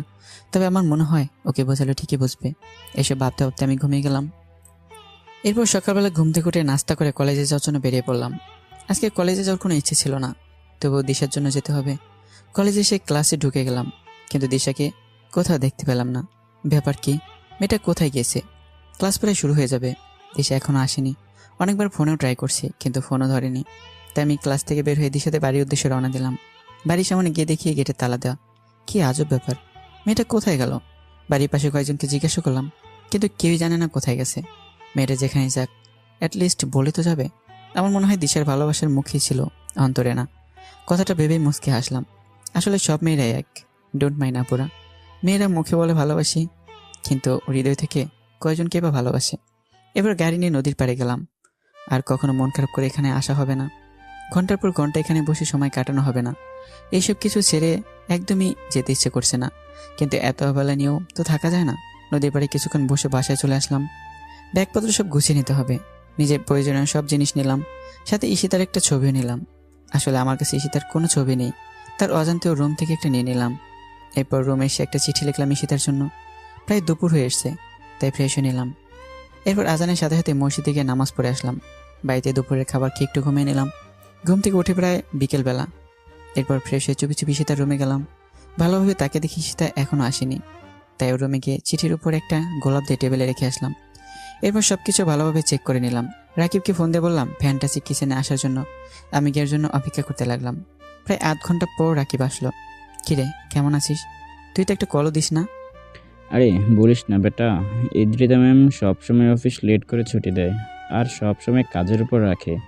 জীবনটা তেজপাতা বানিয়ে ফেলেছে, একটু অবাধ্য হওয়া যায় না।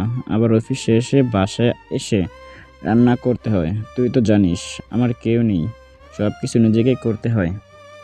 ধুর পাগল, কে বলেছে তোর কেউ নাই? আমি আছি তো সবসময়। আর আমাদের ভাবি কবে আসবে? ওমা, কে ভাবি? কিসের ভাবি? কার ভাবি? কোথা থেকে আসলো ভাবি? আমি তো জানতাম না। ভাব নিও না আমার সাথে। চুপি চুপি অনার্স শেষ বর্ষের একটা মেয়ের পিছনে করো, কিন্তু মেয়েটা পাত্তাই দেয় না। আর তুমি ভাবো আমি কিছুই বুঝি না? ওই ওই, তুই কেমনে জানলি? আমি তো তোকে বলিনি। তুই তো বলবি না আমি জানি, তাই আগে থেকে খবর নিয়ে রাখলাম। তাই কি খাবি অর্ডার কর, আজকে আমি তোকে খাওয়াবো। যা ইচ্ছে অর্ডার দে, সাথে আমার জন্য দে। ওকে। এরপর আমরা খেয়ে নিলাম। আচ্ছা দোস্ত, একটা কথা বলতেছি তোকে, যা যা বলবো মনোযোগ দিয়ে শুনবি। বল। আমি দেশের বাইরে যাচ্ছি, কবে ফিরবো জানি না। তুই সবসময় অফিসে ঈশিতার খেয়াল রাখবি, আমার সাথে যোগাযোগ রাখবি। আর আমি কিন্তু একদিন না একদিন ফিরবই, তবে কখন তা জানি না। তো ঈশিতার উপর নজর রাখিস। যদি ঈশিতার কিছু হয় তাহলে তোকে সব কিছু জবাব দিতে হবে। তুই তো জানিস ওকে কতটা ভালোবাসি, আর তোকে খুব মিস করবো দোস্ত। সত্যি কি চলে যাবি? আর না গেলে হয় না দোস্ত। এই পৃথিবীতে আমার মা বাবা আর আপন বলতে কেউ নেই। কিছুদিন আগে থেকে তোর সাথে পরিচয় হয়, তুই এতটা আপন হয়ে উঠবি ভাবতে পারিনি। নিয়তি চাইলে দেখা হবে। আর তোর ইদ্রিতাকে আমি দেখে রাখবো।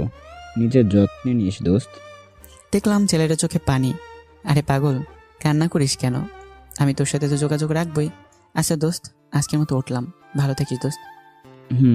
তুইও, তোকে খুব মিস করব। আমিও দোস্ত। এরপর চলে এলাম বাড়িতে। প্রায় সন্ধ্যা হয়ে এসেছে। সেই পুরনো স্মৃতিগুলো ভেসে উঠে আসছে চোখের মাঝে। কত অবহেলনে কাটিয়েছি দিনগুলো। হয়তো আমি চলে গেলে ওর কিছু যায় আসে না, ঈশিতা তো আমাকে ভালোই বাসে না, তাহলে আমার অনুপস্থিতিতে ওর কিছু যায় আসবে না। রাত প্রায় 12টা বাজে। আমি ঘুমিয়েছি, হঠাৎ মোবাইলের আওয়াজে ঘুম ভেঙে গেল। মোবাইলের স্ক্রিনে তাকিয়ে দেখি দিশার নাম্বার। তাড়াতাড়ি করে রিসিভ করলাম। হ্যালো দিশা, কোথায় ছিলে তুমি সারাদিন? দিশা চুপ করে আছে। কি হয়েছে দিশা? তুমি জানো আজকে কতবার তোমার মোবাইলে ট্রাই করছি, কিন্তু তুমি ফোন রিসিভ করো না কেন? কি হয়েছে, চুপ কেন? ওই পাশ থেকে শুধু ফুপে ফুপে কান্না শব্দ আসছে। কি হয়েছে দিশা, তুমি চুপ করে আছো কেন? তোমার জন্য তোমাদের বাড়িতেও গেছি, কিন্তু দরজায় তালা দেয়া। কোথায় ছিলে? তোমাকে উত্তরটা দেওয়া হয়নি। হঠাৎ মোবাইলটা কেটে গেল। বুঝলাম না মেয়েটা হঠাৎ করে কোথাও কোথাও হয়ে গেল।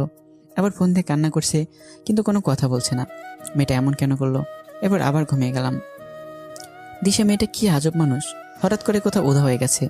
আবার এখন ফোন দিয়ে কোনো কথা বললো না, শুধু কান্না করেই যাচ্ছে। মেয়েটার জন্য ভীষণ খারাপ লাগতেছে। কি এমন কারণ ছিল যার কারণে মেয়েটা আমার থেকে দূরে চলে গেল? আর মেয়েটাও জানে না আমি দেশের বাইরে যাচ্ছি। এরপর মোবাইলটা অফ করে শুয়ে পড়লাম। কালকে সকাল 8:30 ফ্লাইট, তাড়াতাড়ি উঠতে হবে। খুব সকালবেলায় ঘুম ভাঙলো। আমি তাড়াতাড়ি উঠে ফ্রেশ হয়ে নামাজ পড়তে চলে গেলাম। নামাজ পড়ে বাড়িতে ফিরে আসলাম। আন্টি রুমের পাশ দিয়ে ওপরে যাওয়ার সময় আন্টি আমাকে ডাক দিলেন। আমি গিয়ে আন্টির পাশে বসলাম। আন্টি এখনও নামাজের বিছানায় বসে আছে। আমি ওনার কাছে গিয়ে বসাতে আন্টি আলতো করে আমার কপালে একটা চুমু দিলেন। আমি মুচকি এসে বললাম, আন্টি কিছু বলবে নাকি? বাবা, চলে তো যাচ্ছিস আমাদের ছেড়ে। শেষবারের মতো না হয় খাইয়ে দিই নিজের হাতে তোকে। আর কখনো সময় হবে কি না জানি না। কি রে, খাবি না? খাবো তো, তুমি নিয়ে আসো, আমি এখানে আছি। তারপর আন্টি আমাকে নিজ হাতে খাইয়ে দিলেন। আমি চুপচাপ সবগুলো খেয়ে নিলাম। আর কখনো খাওয়া হবে কিনা জানি না, খেয়ে চলে আসলাম। এবার সব কিছু ভালোভাবে প্যাক করে নিলাম। 7:30 বেজে গেছে। আমি ধীরে ধীরে সীতার রুমের দিকে গেলাম। অবাক হওয়ার বিষয়ে ও রুমের দরজা খোলা। আমি হালকা উকি দিলাম, ঘরে তো কেউই নেই। চিঠিটা এখনো টেবিলের উপরে পড়ে আছে। শেষবারের মতো ঈশিতাকে দেখা হলো না। এরপর আমি ঈশিতার সাথে দেখা না করে গাড়ি নিয়ে এয়ারপোর্টের উদ্দেশ্যে বেরিয়ে পড়লাম। আমার সাথে আঙ্কেল আন্টিও যাচ্ছেন আমাকে এগিয়ে দিতে। খেয়াল করলাম আন্টি পুরো রাস্তা মন খারাপ করে রেখেছেন। গাড়ি এসে থামলো এয়ারপোর্টের সামনে। এরপর আমি আঙ্কেলের থেকে সব কিছু বুঝে নিলাম। আমি আসার সময় আন্টি অনেক কান্না করতে লাগলো। আন্টি, তুমি যদি এই সময় কান্না করো তাহলে আমি কিভাবে যাব? এবার আন্টি চোখের পানি মুছে নিলেন। আমি গিয়ে আন্টিকে বললাম, সময় মতো ওষুধ খাবে, নিজের প্রতি যত্ন নেবে, আঙ্কেলকে দেখে রাখবে, আর আমি তোমার সাথে প্রতিদিন কথা বলবো, তবে ঈশিতা যেন না জানতে পারে। আমার কথা শুনে আন্টি শুধু মাথা নাড়ল। এরপর আমি ওদের কাছ থেকে বিদায় নিয়ে এয়ারপোর্টে ঢুকে পড়লাম। আবার কখন দেখা হবে জানা নেই। নিজের অজান্তেই চোখ ভিজে এলো। প্রিয় মানুষগুলো, প্রিয় দেশটি ছেড়ে চলে যেতে হবে বিদেশে। এরপর ঠিক সময় প্লেন টেক অফ করলো। তখন মন চাইছে প্লেনের জানালা ভেঙে নেমে যায়, কিন্তু তখন আর কোনো পথ খোলা ছিল না। এই পথ তো তুমি সবই জানো অর্পা।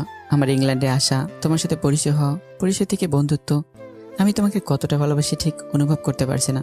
হয়তো আমি ঈশিতাকে যতটুকু ভালোবাসি তার থেকে বেশি ভালোবাসো, আবার এর থেকেও কমও হতে পারে। তুমি জানো অর্পা, আমার প্রতিটা মুহূর্তে ঈশিতার কথা মনে পড়তো। খেয়াল করে দেখলাম মেয়েটা কান্না করছে আমার কথাগুলো শুনে। ওকে সান্ত্বনা দেওয়ার ভাষা আমার নেই।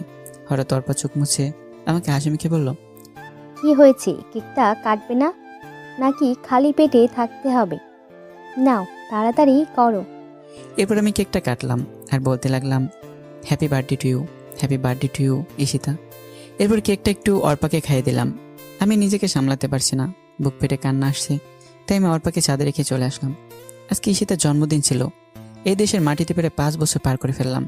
প্রতি বছর ঈশিতার জন্মদিন পালন করতাম আমি।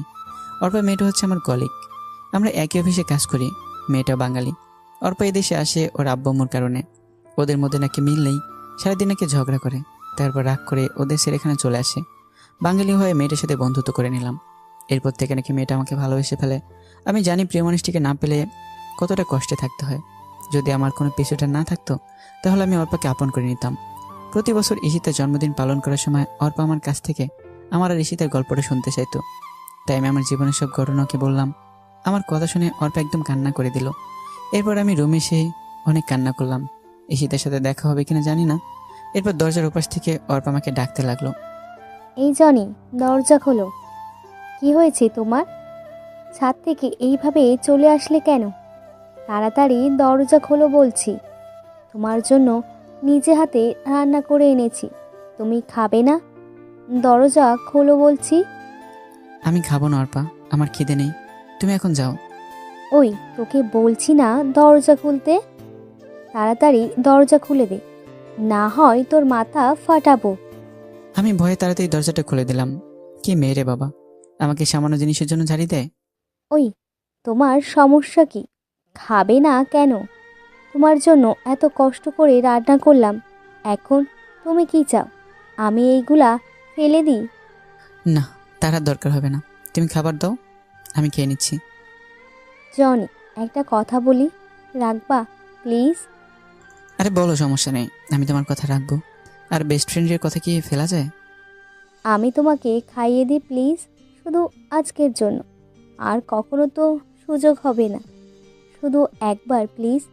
কি দিবে না? দাও, সমস্যা নেই। এরপর আমাকে অর্পা খাইয়ে দিল। মেয়েটা আমাকে এতটা ভালোবাসে আমি ভাবতে অবাক হচ্ছি। শুধুমাত্র আন্টি ছাড়া আর কেউ আমাকে এরকম ভালোবাসেনি। আর আজকে অর্পা। খাওয়া শেষ করে উঠে আমি সোফায় বসে পড়লাম। এরপর অর্পা এসে আমার পাশে বসলো।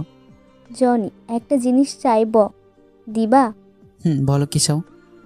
আমাকে একবার জড়িয়ে ধরবা প্লিজ, প্রেমিকা হিসেবে না, ফ্রেন্ড হিসেবে প্লিজ। তোমাকে তো আর আমি পাবো না, কিন্তু একটু জড়িয়ে ধরতে তো পারি। কান্না কান্না ভাব নিয়ে বললো, পারো। বলার সাথে সাথে মেয়েটা এসে আমাকে জড়িয়ে ধরলো আর কান্না করে দিল। আমি কিছু বলছি না, কি বলবো আমি? আমার কাছে কি উত্তর আছে? আমি শুধু অর্পার মাথায় হাত রাখলাম। মেয়েটা আমাকে কত ভালোবাসে, কিন্তু আমি তোকে ভালোবাসতে পারবো না, কেন আমি শুধু ঈশিতাকে ভালোবাসি, আর কাউকে সে তার স্থানটা দিতেই পারবো না। এরপর অর্পা আমাকে ছেড়ে দিয়ে কান্না করতে করতে চলে গেল। আমি আর কোনো কিছু না ভেবে ঘুমিয়ে পড়লাম। চিন্তা করলাম পরশু দেশে ফিরে যাব। অনেক তো হলো, এবার এখানে না থেকে আবার নতুন করে অবহেলা পেতে শুরু করব।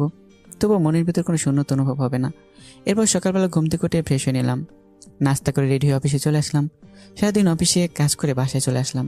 অফিস থেকে আসার সময় অর্পাকে বলে দিলাম আমি কালকে বাংলাদেশে ফিরে যাব। ও যদি যেতে চায় তাহলে আমার সাথে নিয়ে যেতে পারি। আমার কথা শুনে অর্পা খুশিতে রাজি হয়ে গেল। এরপর আমি সকালবেলা সব কিছু গুছিয়ে নিলাম, অর্পাকে নিয়ে এয়ারপোর্টে নিয়ে আসলাম। এয়ারপোর্টের সব কিছু চেক শেষে আমি প্লেন এসে বসলাম। প্লেন তার যথাসময়ে চলতে শুরু করলো। 4 ঘন্টা পর প্লেন এসে থামলো বাংলাদেশে। নিজের স্বদেশের মাটিতে পা রাখতে সব ক্লান্তি দূর হয়ে গেছে। এয়ারপোর্ট থেকে একটা গাড়ি নিয়ে বাসায় চলে আসলাম। বাসায় এসে দরজায় নক করলাম। কিছুক্ষণ পর আন্টি দরজা খুলে দিল। আমাকে দেখে অনেক অবাক হলেন। খুশিতে আত্মর হয়ে আমাকে জড়িয়ে ধরে কান্না করে দিল। আমি আন্টির সাথে কান্না করে দিলাম। প্রায় 4 বছর পর আবার আপন মানুষগুলোকে দেখতে পেলাম। কেমন আছো আন্টি? আগে ভালো ছিলাম না, তুই এসে গেছিস, এখন অনেকটা ভালো আছি। তুই কেমন আছিস? আমি ভালো আছি। কি অবস্থা হয়েছে তোর? একদম শুকিয়ে গেছিস, ঠিক মতো খাবার খাস না। এতগুলো দিনের পর আমাদের কথা মনে পড়লো। তোমাদের কথা তো ঠিকই মনে পড়ে। আন্টি ঈশিতা কোথায়? কেমন আছে ঈশিতা? ঈশিতা ওর ঘরেই আছে। কেমন আছে তুই গিয়ে জিজ্ঞেস কর। আর সাথে মেয়েটাকে। ও আন্টি, তোমাকে তো পরিচয় করে দেয়নি। ও হচ্ছে অর্পা, আমার ফ্রেন্ড। আর অর্পা, উনি হচ্ছে ঈশিতার আম্মু। তোমাকে তো বলেছি। কেমন আছেন আন্টি? আলহামদুলিল্লাহ ভালোই আছি। তুমি কেমন আছো? জি আন্টি, আমিও ভালো আছি। আন্টি আঙ্কেলকে তো দেখতে পাচ্ছি না। আঙ্কেল কোথায়? তোর আঙ্কেল অফিসের কাজে বাইরে গেছেন, আজকেই চলে আসবে। আর কতক্ষণ মেয়েটাকে বাইরে দাঁড় করিয়ে রাখবি? ভেতরে আয়। হ্যাঁ আন্টি, অর্পা ভিতরে আসো। এরপর আমি আর অর্পা ভিতরে চলে গেলাম। অর্পাকে গেস্ট রুমটা দেখিয়ে দিলাম। এরপর আমি আমার রুমে চলে আসলাম। নিজের সেই রুমটাতে আবার অনেকগুলো দিন পর এলাম। কিন্তু অবাক হওয়ার বিষয় হচ্ছে আমার রুমটা একদম গোছানো, সব কিছু পরিষ্কার। মনে হয় কেউ প্রতিদিন এসে পরিষ্কার করে যায়। এত কিছু না ভেবে আমি ফ্রেশ হতে চলে গেলাম। এরপর নিচে এসে নাস্তা করতে এলাম, সাথে অর্পাকেও নিয়ে এলাম। মেয়েটা হয়তো লজ্জায় কোনো কিছু বলতে পারবে না। আন্টি আমাদেরকে নাস্তা দিলেন। আমি খেয়ে যাচ্ছি, কিন্তু গলা দিয়ে নামছে না। কারণ একটাই, ঈশিতা। আসার পর থেকে ঈশিতাকে দেখতেছি না। ব্যাপার কি? মেয়েটা কোথায় গেল? আন্টি ঈশিতা কোথায়? নাস্তা করবে না? আসার পর থেকে তো একবারও দেখলাম না। কি জানি বাবা, কি হয়েছে? তুই যাবার পর থেকে মেয়েটা একদম বদলে গেছে। ঠিক মতো খায় না, ঠিক মতো ঘুমায় না, অফিসে এবং কলেজে কোথাও যায় না। দিনের দিন কেমন মৃত্যুর মুখে চলে যাচ্ছে। আন্টির কথা শুনে বুকটা কেঁপে উঠলো। কি হয়েছে ঈশিতার? তবে কি ওর কোনো ক্ষতি হয়েছে? কেন হঠাৎ করে এইভাবে বদলে গেল? আন্টি ঈশিতা এখন কোথায়? মনে হয় রুমেই আছে। সারাদিন নিজেকে রুমেই বন্দি করে রাখে। যা তো মেয়েটাকে ডেকে নিয়ে আয়। কে? আমি যাব? তুই যাবি, এখন যা তো। এরপর আমি ধীরে ধীরে ঈশিতার রুমের দিকে পা বাড়ালাম। ওপরে গিয়ে দেখি দরজাটা খোলা। আমি ঈশিতাকে অনেকবার ডাক দিলাম, উঠলো না। এরপর রুমের ভিতরে গিয়ে ঈশিতার খাটের পাশে গেলাম। মেয়েটা ছোট বাচ্চাদের মতো শুয়ে আছে, চুলগুলো মুখের উপরে। আমি আবার ডাক দিলাম। এবার ঈশিতার চোখ ডলতে ডলতে উঠে গেল। ঈশিতাকে দেখে চোখে পানি ছলছল করছে। কি ঈশিতা, কি হয়ে গেল?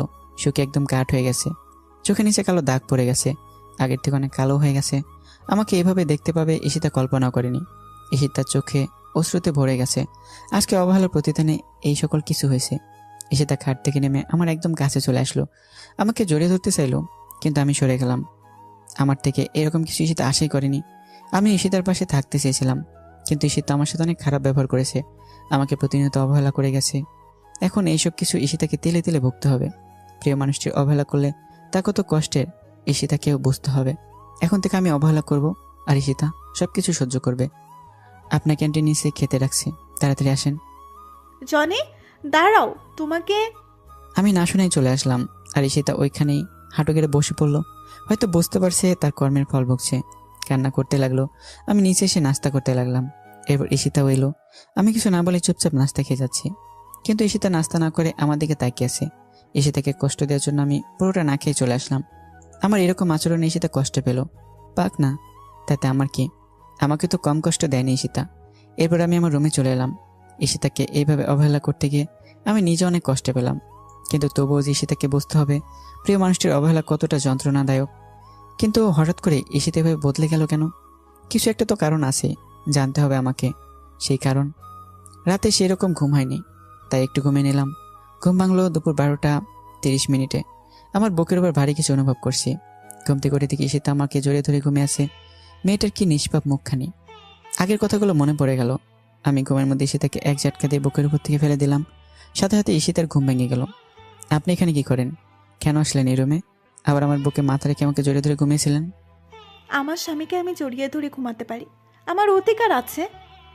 কিসের স্বামী? হ্যাঁ, কেউ একজন বলেছিল স্বামী ইজ মাই ফুড, আর অধিকারের কথা বলছেন। একদিন আমি আপনার কাছে স্বামীর অধিকার চাইতাম, কিন্তু আপনি আমাকে শুধু অবহেলায় করে আসছেন। কত কষ্ট দিয়েছেন মনে আছে আপনার? আমার কথা শুনে ঈশিতা ভুবে ভুবে কান্না করতে লাগলো। প্লিজ জনি, এরকম করো না।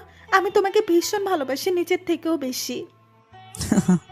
ভালোবাসা? আমি এখন আর আপনাকে ভালোবাসি না। আমার মতো ছোট লোক কাউকে ভালোবাসতে পারে না। অর্পা মেয়েটাকে চেনেন? আমি ওকে ভালোবাসি। ও আপনার মতো নিষ্ঠুর না, অনেক ভালো মেয়ে অর্পা। আর আপনার না বয়ফ্রেন্ড আছে, তাহলে আমার কাছে কেন ভালোবাসা চাইতে আসছেন? আপনার বয়ফ্রেন্ডের কাছে যান। আগে তো আপনি বলতেন আমি যেন এই বাড়ি ছেড়ে চলে যাই, আর এখন আপনি বলা লাগবে না। আমি নিজ থেকে চলে যাব যদি কখনো ডিস্টার্ব করেন। আমি আর তোমাকে ডিস্টার্ব করব না, তবুও তুমি আমাকে ছেড়ে যেও না। আমার কথাগুলো শুনে ঈশিতা ফুপিয়ে ফুপিয়ে কান্না করে যাচ্ছে। কান্না করার কারণে ঈশিতার নিঃশ্বাস নিতে কষ্ট হচ্ছে। আর কোনো কথা না বলে ঈশিতা কান্না করতে করতে চলে গেল। ঈশিতা এখন বুঝবে ভালোবাসার মানুষটি অবহেলা করলে কতটা কষ্ট লাগে। এরপর আমি ফ্রেশ হয়ে নিলাম। যখন নামাজের আজান দিছে, তাই আমি নামাজ পড়তে মসজিদে চলে গেলাম। নামাজ পড়ে বাড়িতে আসার সময় রাকিবের সাথে দেখা হলো। আরে দোস্ত, তুই কখন আসলি? দেশে ফিরে আসলে কিন্তু একবারও জানালি না। আমি তো আজকে সকালে এলাম। আসলে বাংলাদেশে আসার পর সিম নেওয়া হয়নি, তাই যোগাযোগ করতে পারিনি। তা কেমন আছিস তুই? আলহামদুলিল্লাহ ভালো আছি। জানিস দোস্ত, আমার বিয়ে হয়ে গেছে। আমি এখন আর ব্যাচেলর নেই। আরে বাহ, ভালো তো। আচ্ছা দোস্ত, এখন বাড়ি যেতে হবে। একদিন তোদের বাড়িতে যাব। আচ্ছা ঠিক আছে, ভালো থাকিস। তুইও। এরপর বাড়ি চলে এলাম। দুপুরে খাবার খেয়ে বসে বসে টিভি দেখতেছি। এরই মাঝে অর্পা এসে হাজির হলো। কিছু বলবে অর্পা? আসলে আমার না একা একা ভালো লাগছে না। চলো না আমরা একটু ঘুরে আসি। ঘরে বসে থাকতে ভালো লাগে না। আর ঈশিতার সাথেও কথা বলতে ভয় করে। ও যদি আমাকে কিছু বলে? দূর পাগলি, ঈশিতা ওই রকম মেয়ে না, তোমাকে কিছু বলবে না। উল্টো তোমার সাথে ফ্রেন্ডলি আচরণ করবে। আর আজকে বিকেলবেলা রেডি থেকো, আমরা ঘুরতে বের হবো। ওয়াও, সত্যি? সত্যি। ঠিক আছে, তাহলে আমি ঈশিতাকে রেডি হয়ে নিতে বলছি। আমরা সবাই একসাথে যাব, তাহলে অনেক মজা হবে। না, তাকে বলার দরকার নেই। শুধু আমি আর তুমি যাব। সময় হলে আমি নিজে ঈশিতাকে নিয়ে যাব। কিন্তু ঈশিতা? তোমাকে না বলছি, আর কেউ যাবে না। ওকে, অ্যাজ ইউর উইশ। এবার আরও কিছুক্ষণ টিভি দেখে রেডি হয়ে নিলাম। অর্পার আমি গাড়ি নিয়ে ঘুরতে বের হয়ে গেলাম। আমরা অনেক জায়গায় ঘুরলাম, অনেক কিছু খেলাম, কিন্তু আমার যে কিছুই ভালো লাগছে না। ঈশিতাকে এইভাবে কাঁদিয়ে আমিও ঠিক থাকতে পারছি না, কিছুতেই মন মানছে না। এরপর আমরা ঘোরাঘুরি শেষ করে সন্ধ্যার দিকে বাড়ি ফিরলাম। এরপর আমি ফিরে এসে একটু শুয়ে রইলাম আর ভাবতে লাগলাম, ঈশিতার মাঝে এত পরিবর্তন আসলো কি করে? ওর নাকি বয়ফ্রেন্ড ছিল, তাহলে গেল কোথায়?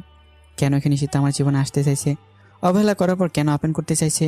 সব কিছু যেন গুলিয়ে যাচ্ছে। রাত প্রায় 10টা বেজে গেছে। নিচে খেতে ডাকছে। আমি নিচে গিয়ে খাওয়ার জন্য টেবিলে বসে পড়লাম। সবাই আছে, শুধু আঙ্কেল নেই। ঈশিতা আমার সামনে চেয়ারটাতে বসা। ঈশিতা না খেয়ে শুধু আমার দিকে তাকিয়ে আছে। মেয়েটা এমন কেন না খেয়ে আমার দিকে তাকিয়ে আছে? আমার দেখার জন্য তো সারা জীবনই পাবে। আমি কিছু না বলে চুপচাপ খেয়ে নিলাম। এরপর ছাদে চলে এলাম। একটা সিগারেট ধরালাম।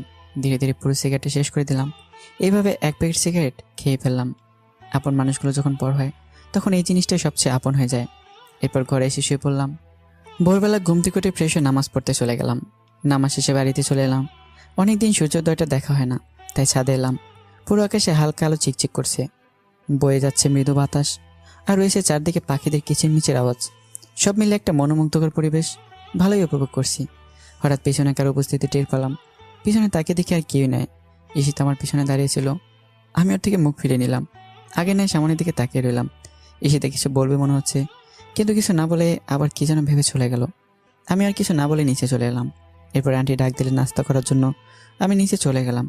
আঙ্কেল দেখি উপস্থিত আছেন, হয়তো রাতে বাড়ি ফিরলেন। আমি আঙ্কেলের পাশে গিয়ে দাঁড়ালাম। আঙ্কেল হাতের খবরের কাগজটা রেখে আমাকে জড়িয়ে ধরলেন আর কান্না করতে লাগলেন। আমার এই ভুবনে আব্বুমু নেই, কিন্তু আঙ্কেল আন্টি এখন আমার আব্বুমু। আমি আঙ্কেলকে জড়িয়ে ধরে কান্না করতে লাগলাম। ওনারা না থাকলে হয়তো আমাকে একটা অস্তিত্বহীন জীবনযাপন করতে হতো। এভাবেই চলে আসলি, আমাদেরকে অন্ততপক্ষে একবার জানাতে পারতি। ভাবলাম সারপ্রাইজ দেবো। কেমন হলো সারপ্রাইজটা? অনেক ভালো। কি অবস্থা হয়েছে তোর? কেন এমন করিস নিজের সাথে? অন্তত আমাদের কথা ভেবে না হয় শরীরে যত্ন নে। নিজের কথা তো কখনো ভাবিস না। তুই না থাকলে যে আমরা ভালো থাকতে পারি না, কেন বুঝিস না তুই? তোর বাবা মা তোকে আমাদের কাছে আমানত রেখে গেছেন। তোর কিছু হলে ওরা যে কষ্ট পাবে। জানিস, আমি কখনো তোর আব্বা আম্মুকে কষ্ট দিতে চাইনি, সবসময় হাসি খুশি দেখতে চাইতাম।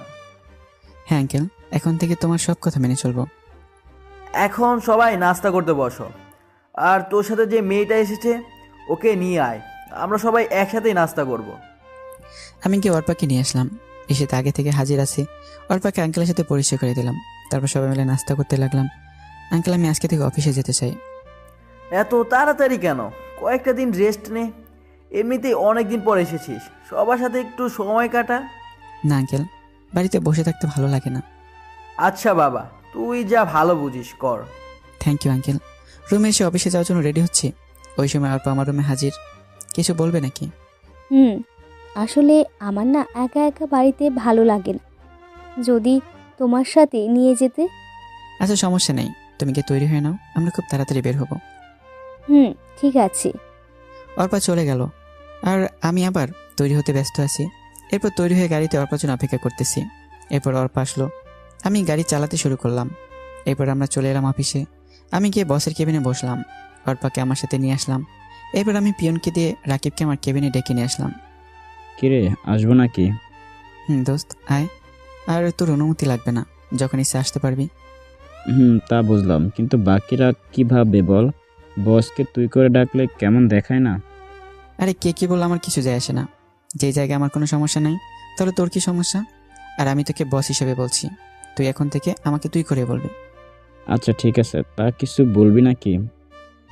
বলবো তো, তাই তো ডাকলাম তোকে। কি কথা ছিল মনে আছে তো? কি কথা ছিল? ওই যে তোর বাড়িতে যাব আর বউটাকে দেখবো কোন সেই হতভাগী যে তোর মতো পাগলের খপ্পরে পড়েছে। রাকিব মুচকে এসে বলল, সমস্যা কে? তুই বললে এখনই চল। আর দেখছিস কে আমার খপ্পরে পড়েছে? আরে এখন না, দুপুরে লাঞ্চ টাইমে যাব। এখন তো অফিসে অনেক কাজ আছে। আর পরিচয় হয়ে নে, ও হচ্ছে অর্পা, আমার সাথে বিদেশে আমার কলিগ ছিল। আর অর্পা, ও হচ্ছে আমার ফ্রেন্ড রাকিব। তোমাকে তোর কথা বলেছি। দেশে এত বড় একটা অফিস আছে, সে কিনা অন্য একটা অফিসে কাজ করছে। হ্যালো, কেমন আছেন? হাই, আলহামদুলিল্লাহ ভালো আছি ভাইয়া। আপনি কেমন ভাইয়া? আলহামদুলিল্লাহ ভালো। ওই সাইলেন্সটার সাথে কিভাবে ফ্রেন্ডশিপ করলেন? সারাদিন তো মনমরা হয়ে বসে থাকতো। আমার মনে হয় বিদেশে ও এরকম করছে। ঠিক বলেছে। শুধু কাজের সময় কাজ করতো আর সারাদিন বসে বসে সময় কাটিয়ে দিত। আমি ওদের কথাগুলো শুনছি আর মিটি মিটি হাসছি। পাগলগুলো বলে কি, সবসময় হাসি খুশি থাকার চেষ্টা করেও থাকতে পারলাম না। কিসের জন্য এক শূন্যতা অনুভব হতো। এবার রাকিব চলে যায়, আমি বসে বসে কাজ করতে লাগলাম। আর অর্পা বসে ফ্রি ফায়ার খেলতে লাগলো। বুঝি না মেয়েটা গেমটা কেমনে খেলা শিখলো, আমার থেকে ভালো খেলতে পারে। তাই তো সবসময় আমার স্কোরেই রাখি। কাজ করতে করতে দুপুরে খাওয়ার সময় হয়ে গেল, কিন্তু আমি এখনো কাজ করতেই লাগলাম। অনেক কাজ পড়ে আছে। কিরে চল, আর কতক্ষণ অপেক্ষা করব? আমার কিন্তু ভীষণ খিদে লাগছে। কাজ এখন বন্ধ রাখ। ওই বাটে পেটুক, সবসময় খাই খাই করিস কেন? একটু অপেক্ষা কর, আমি কাজগুলো সেরে ফেলি। আচ্ছা তুই তাড়াতাড়ি কর, আমি আমার ডেস্কে আছি। কাজ শেষ হলে আমায় ডেকে নিস। এরপর রাকিব চলে গেল। আমি কাজে মনোযোগ দিলাম। প্রায় 15 মিনিট পর কাজ শেষ হয়ে এসছে। এরপর আমি অর্পাকে নিয়ে রাকিবের সাথে বাড়ির উদ্দেশ্যে রওনা দিলাম। আর আমি আর রাকিব কথা বলতে বলতে যেতে লাগলাম। প্রায় কিছু সময় পর রাকিবের বাড়ি চলে এলাম। বাড়িটা আমার আগের থেকে চেনা। এরপর আমি গাড়ি থেকে নেমে গাড়িটা পার্ক করে নিলাম। রাকিব গিয়ে দরজায় নক করলো। প্রায় কিছু সময় পর দরজা খুলে দিল। ভিতরের দিকে তাকিয়ে আমি বড়সড় একটা ধাক্কা খেলাম। ও এখানে কি করে? আরে দিশা, তুমি এখানে? মানে কিভাবে হলো এইসব? রাকিব, তুইও তো কিছু বলিসনি। ঘরে চল, তারপর সব বলবো। আগে খেয়ে নি, তারপর সবাই বসে কথা বলবো। আর অফিসে এখন দেরি করে গেলেও কিছু হবে না, সব জানতে পারবি। কেন তোকে কিছু বলি নাই? কেন তোর কাছ থেকে এত কিছু লুকিয়ে রাখলাম? এখন চল। এরপর আমরা ভিতরে গেলাম। ফ্রেশ হয়ে চলে এলাম খাওয়ার রুমে। তবে দিশা মেয়েটাকে আজকে অনেক খুশি দেখাচ্ছে। আমি অনেক খুশি। মেয়েটা অন্তত একটা ভালো মানুষকে তো পেলো। কিন্তু ওই শালা রাকিব বা তন্ন মেয়েকে ভালোবাসতো। তাহলে এই মেয়েটার কি হলো? সব কিছু কেমন গুলিয়ে যাচ্ছে। কিরে, এত কি ভাবছিস? সব কিছু জানতে পারবি। এখন খেয়ে নে। আর কতক্ষণ অপেক্ষা করব? ভীষণ ক্ষুধা লাগছে। আমি মুস্কি সুর কথায় সম্মতি জানালাম। এরপর আমরা সবাই খেতে বসে গেলাম। বাহ, মেয়েটার হাতে রান্না তো অনেক ভালো, পেট পুরেই খেলাম। এরপর আমি একটু ছাদে এলাম, হাতে সিগারেট নিলাম, সিগারেটটা দড়িয়ে টানতে লাগলাম। অবশ্য আমি আগে এইসব সাইপাস খেতাম না, এখন কেমন করে যে এই সাইপাসগুলো আপন হয়ে গেছে। হঠাৎ পেছনেকার উপস্থিতি টের পেলাম, তাকে দেখে রাকিব দাঁড়িয়ে আছে। কিরে, একা একা খাবি নাকি? তুই এত স্বার্থপর কেন? আমাকেও দে, শেয়ার করলে কি হয় তোর? দে না দোস্ত। তুই আবার কবে থেকে এইসব খাস? আগে তো জানতাম না। আর আমি শেয়ার করতে পারবো না, পারলে পুরোটা খা, আমি অর্ধেক শেয়ার করতে পারবো না। আচ্ছা পুরোটাই দে, আমার এসব অভ্যাস আছে, আগে যে কত খাইছি। আমি পকেট থেকে একটা সিগারেট বের করে দিলাম। শালা জ্বালাতে পারছে না, আর ওনার নাকি অভ্যাস আছে। কিরে, পারছি না তো। শালা কি সিগারেট দিলি? সেই কখন থেকে চেষ্টা করে যাচ্ছি, কিন্তু কিছুতেই জ্বলছে না। আবাল মার্কা সিগারেট। তুমি আমার কচু জানো, সিগারেট মুখে নিয়ে জ্বালাতে হয়, হাতে রেখে না। ওনার নাকি আবার অভ্যাস আছে, না পারলে খাইস না। তুই পারলে আমি পারবো না কেন? আমি ঠিকই পারবো। তাড়াতাড়ি কর, পরে কিন্তু দিশা চলে আসবে, তখন কিন্তু আমি নিজেই দিশেহারা হয়ে যাব। এত ভয় পাইলে খাও কেন, না খেলেই চলে। আরে ভাই, দিবি তুই? বক বক না করে তাড়াতাড়ি সিগারেট জ্বালা। আমি আর কিছু না বলে সিগারেটটা জ্বালিয়ে দিলাম। শালা প্রথম টান দিতে কাশতে শুরু করলো। ও যদি আগে থেকে সিগারেট টানতো তাহলে তো এমন হতো না। বুঝলাম না ব্যাপারটা। এরপর ধীরে আরও একটু শেষ করলো। এখন দিকে রাকিবের চোখ দিয়ে পানি পড়তে লাগলো। আমি বুঝে গেলাম রাকিব আগে কখনো সিগারেট খায়নি। আমি তাড়াতাড়ি ওর হাত থেকে সিগারেটটা কেড়ে নিলাম। মিথ্যা কথা বললি কেন? তুই তো ঠিকমতো সিগারেট টানতে পারিস না, তাহলে কেন এরকম করলি? দেখ তো তোর চোখ কীরকম লাল হয়ে গেছে। আর খেতে হবে না সিগারেট, তোর পরে ক্ষতি হবে। আমার ক্ষতি হলো, তোর ক্ষতি হবে না? তুই কেন এসব খাস? আমাকে সিগারেটটা ফিরিয়ে দিয়ে বলে দিলাম। না দিব না, এখন নিচে চল, আমি আসতেছি। কথা বলে আমি আবার সিগারেটটা টানতে শুরু করলাম।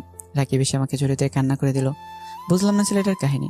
প্রথমত সিগারেট খেতে না পেরেও মিথ্যা বলে আমার থেকে সিগারেট নিল, কখন আবার কান্না করতে লাগলো। কি রে, কান্না করিস কেন? কান্না থামা বেটা। কি হয়েছে বল আমাকে? দিশার সাথে ঝগড়া করলো নাকি? চল আমার সাথে, আজকে দিশার খবর আছে। এত বড় সাহস আমার বন্ধুর সাথে ঝগড়া করে? চল তুই আমার সাথে। দিশা নয়, আমার এই কান্নার কারণ তুই। মানে আমি কি করলাম? কোনো ভুল করলাম নাকি? বলে তাহলে আমি ভুলটা শুধরানোর চেষ্টা করব। তবু তুই কান্না করিস না দোস্ত। অনেক বড় ভুল করছিস। তোকে নিয়ে আমার অনেক চিন্তা হয়, কখন জানি কি হয়ে যায়। তোকে আমার একটা কথা রাখতে হবে, আমার কসম দিয়ে বললাম। আরে চিন্তা করিস কেন, বলবি তো? আর আমি তো তোর সব কথাই রাখবো, শুধু কি করতে হবে বল। তুই সিগারেট খাওয়া ছেড়ে দে দোস্ত, তোকে হারাতে চাই না আমি। যখন এই শহরে আমার কেউ ছিল না, তখন তুই আমার পাশে ছিলি, নিজের ভাইয়ের মতো আমার সাথে চলতি। আমি চাই না তোর কিছু হোক। আমি দিশার চাইতে তোকে বেশি ভালোবাসি দোস্ত। দিশা গেলেও ওর মতো আরও অনেক মেয়ে পাবো, কিন্তু তোর মতো বন্ধু পাবো না। আর আমি দিশাকে ভালোবাসি না যে তা নয়, আমি দিশাকে অনেক ভালোবাসি, কিন্তু তোর থেকে কম। আর আমি কখনোই সিগারেট খাই নাই। সিগারেটের ধোঁয়া আমার নাকে লাগলে চোখ লাল হয়ে যায়, এরপর চুলকাতে শুরু করে। ভীষণ ভয় পাই সিগারেটের গন্ধটাকে। প্লিজ দোস্ত, এসব খাওয়া ছেড়ে দে। আমি চাই না তোর কিছু হোক, তোকে হারাতে চাই না। কান্না করতে করতে কথাগুলো বললো রাকিব। আরে পাগল তুই, এত ইমোশনাল কেন? এখন থেকে তোকে কথা দিলাম আর কখনো এইসব খাবো না। এখন কান্না থামা বেটা, মেয়েদের মতো কান্না করতে হবে। আর আমি কোথাও যাব না তোকে ছেড়ে। তবে বাসর ঘর হলে ভিন্ন কথা। আমার কথা শুনে রাকিব আওয়াজ করে হেসে দিল। আমি রাকিবকে হাসানোর জন্যই কথা বলেছি। এরপর সিগারেটটা ফেলে দিয়ে রাকিবকে নিয়ে নিচে চলে আসলাম। এরপর দুজন পাশাপাশি ভালোভাবে ফ্রেশ হয়ে নিলাম, যাতে সিগারেটের গন্ধ আমাদের শরীরে না থাকে। এরপর সবাই মিলে ড্রয়িং রুমে বসে পড়লাম। অর্পাও ছিল আমাদের সাথে। রাকিব বলতে শুরু করলো, তুই বিদেশে যাওয়ার 2 দিন আগে আমি অফিসে বসে দিশার ফটোগুলো দেখতেছি। ওই সময় ঈশিতা ম্যাম আমাকে তার কেবিনে যেতে বলল। আমি চলে গেলাম ম্যামের কেবিনে। যখন ভিতরে গেলাম তখন দিশিতা ম্যাম আমাকে বলল, রাকিব সাহেব, আপনি অফিস টাইমে বসে কার ফটো দেখতেছেন? মেয়েটাকে? আপনি কিভাবে দেখলেন ম্যাম? আমি সিসি ক্যামেরায় দেখেছি।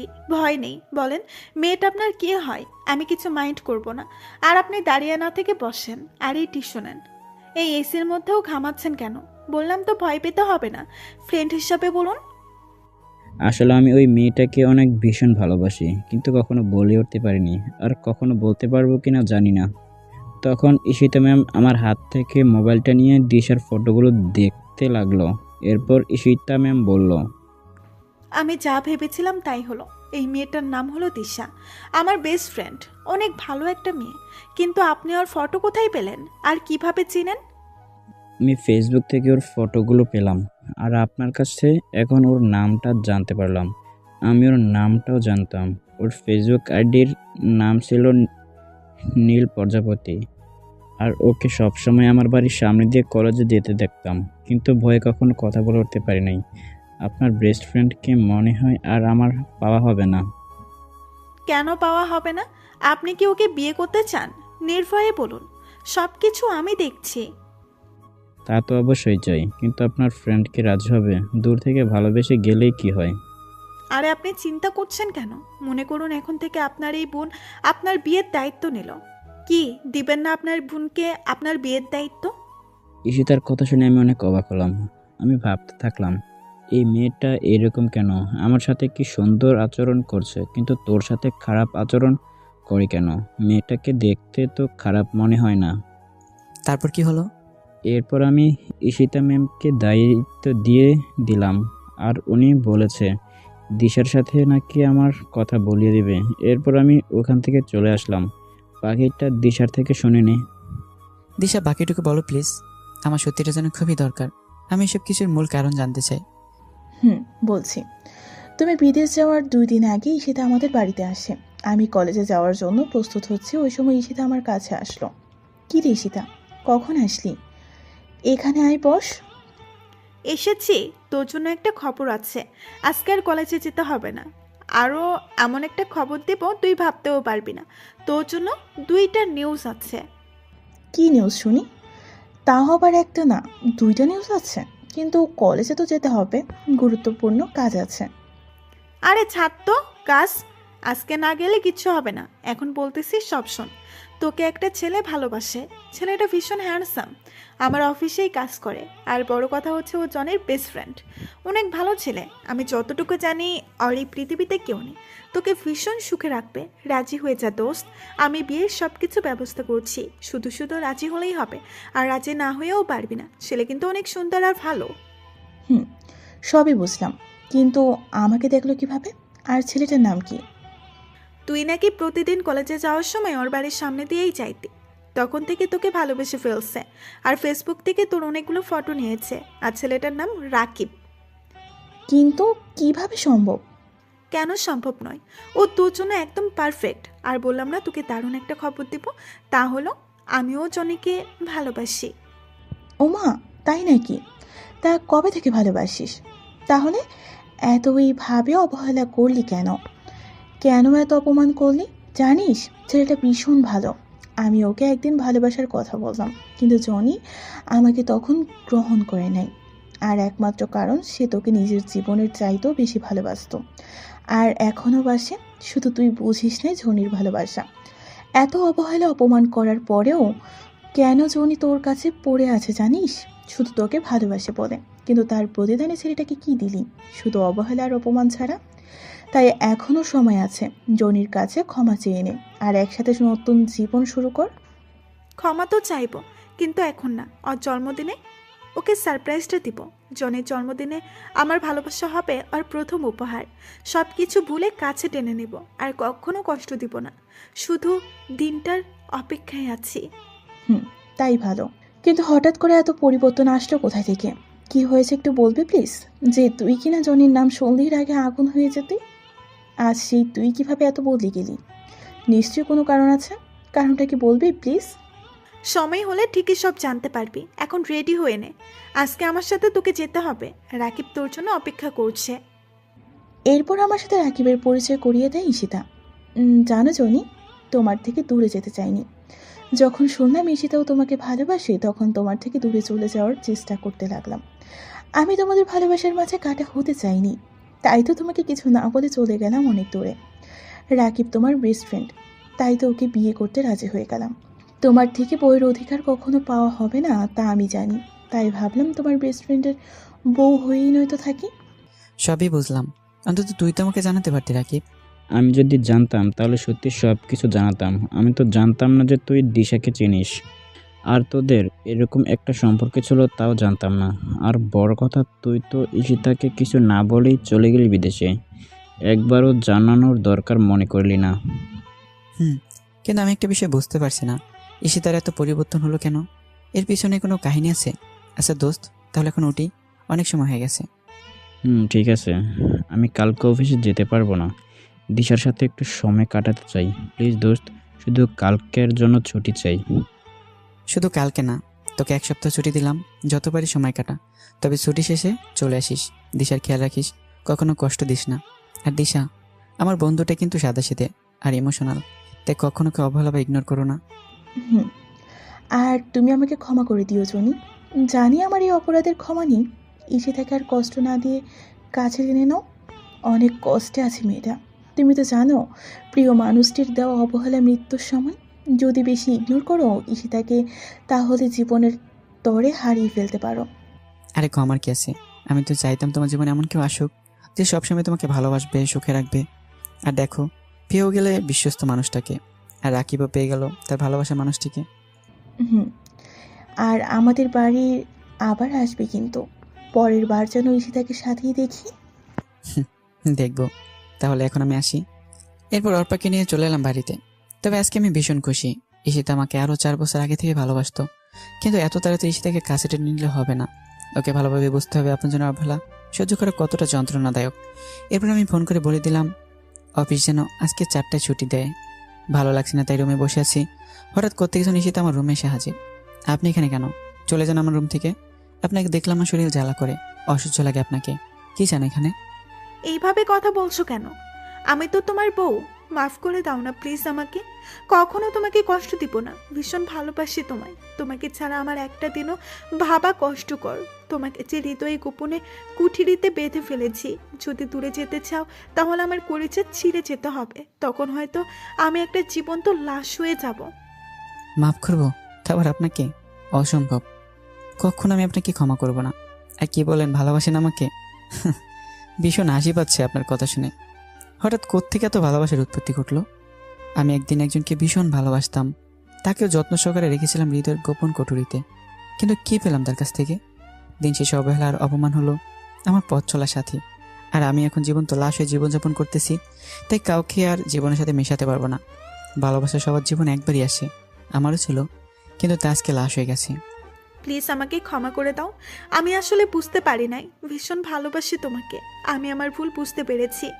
তোমার সাথে খারাপ ব্যবহার করা ঠিক হয়নি। এখন যদি আমাকে ক্ষমা না করো তাহলে আমাকে চিরতরে হারাবে। তুমি আমাকে ছেড়ে কয়েক বছর দূরে ছিলে। আমি কিন্তু চিরতরের জন্য দূরে চলে যাব, এমন দূরে যেখানে গেলে কেউ আর কখনো ফিরতে পারবে না।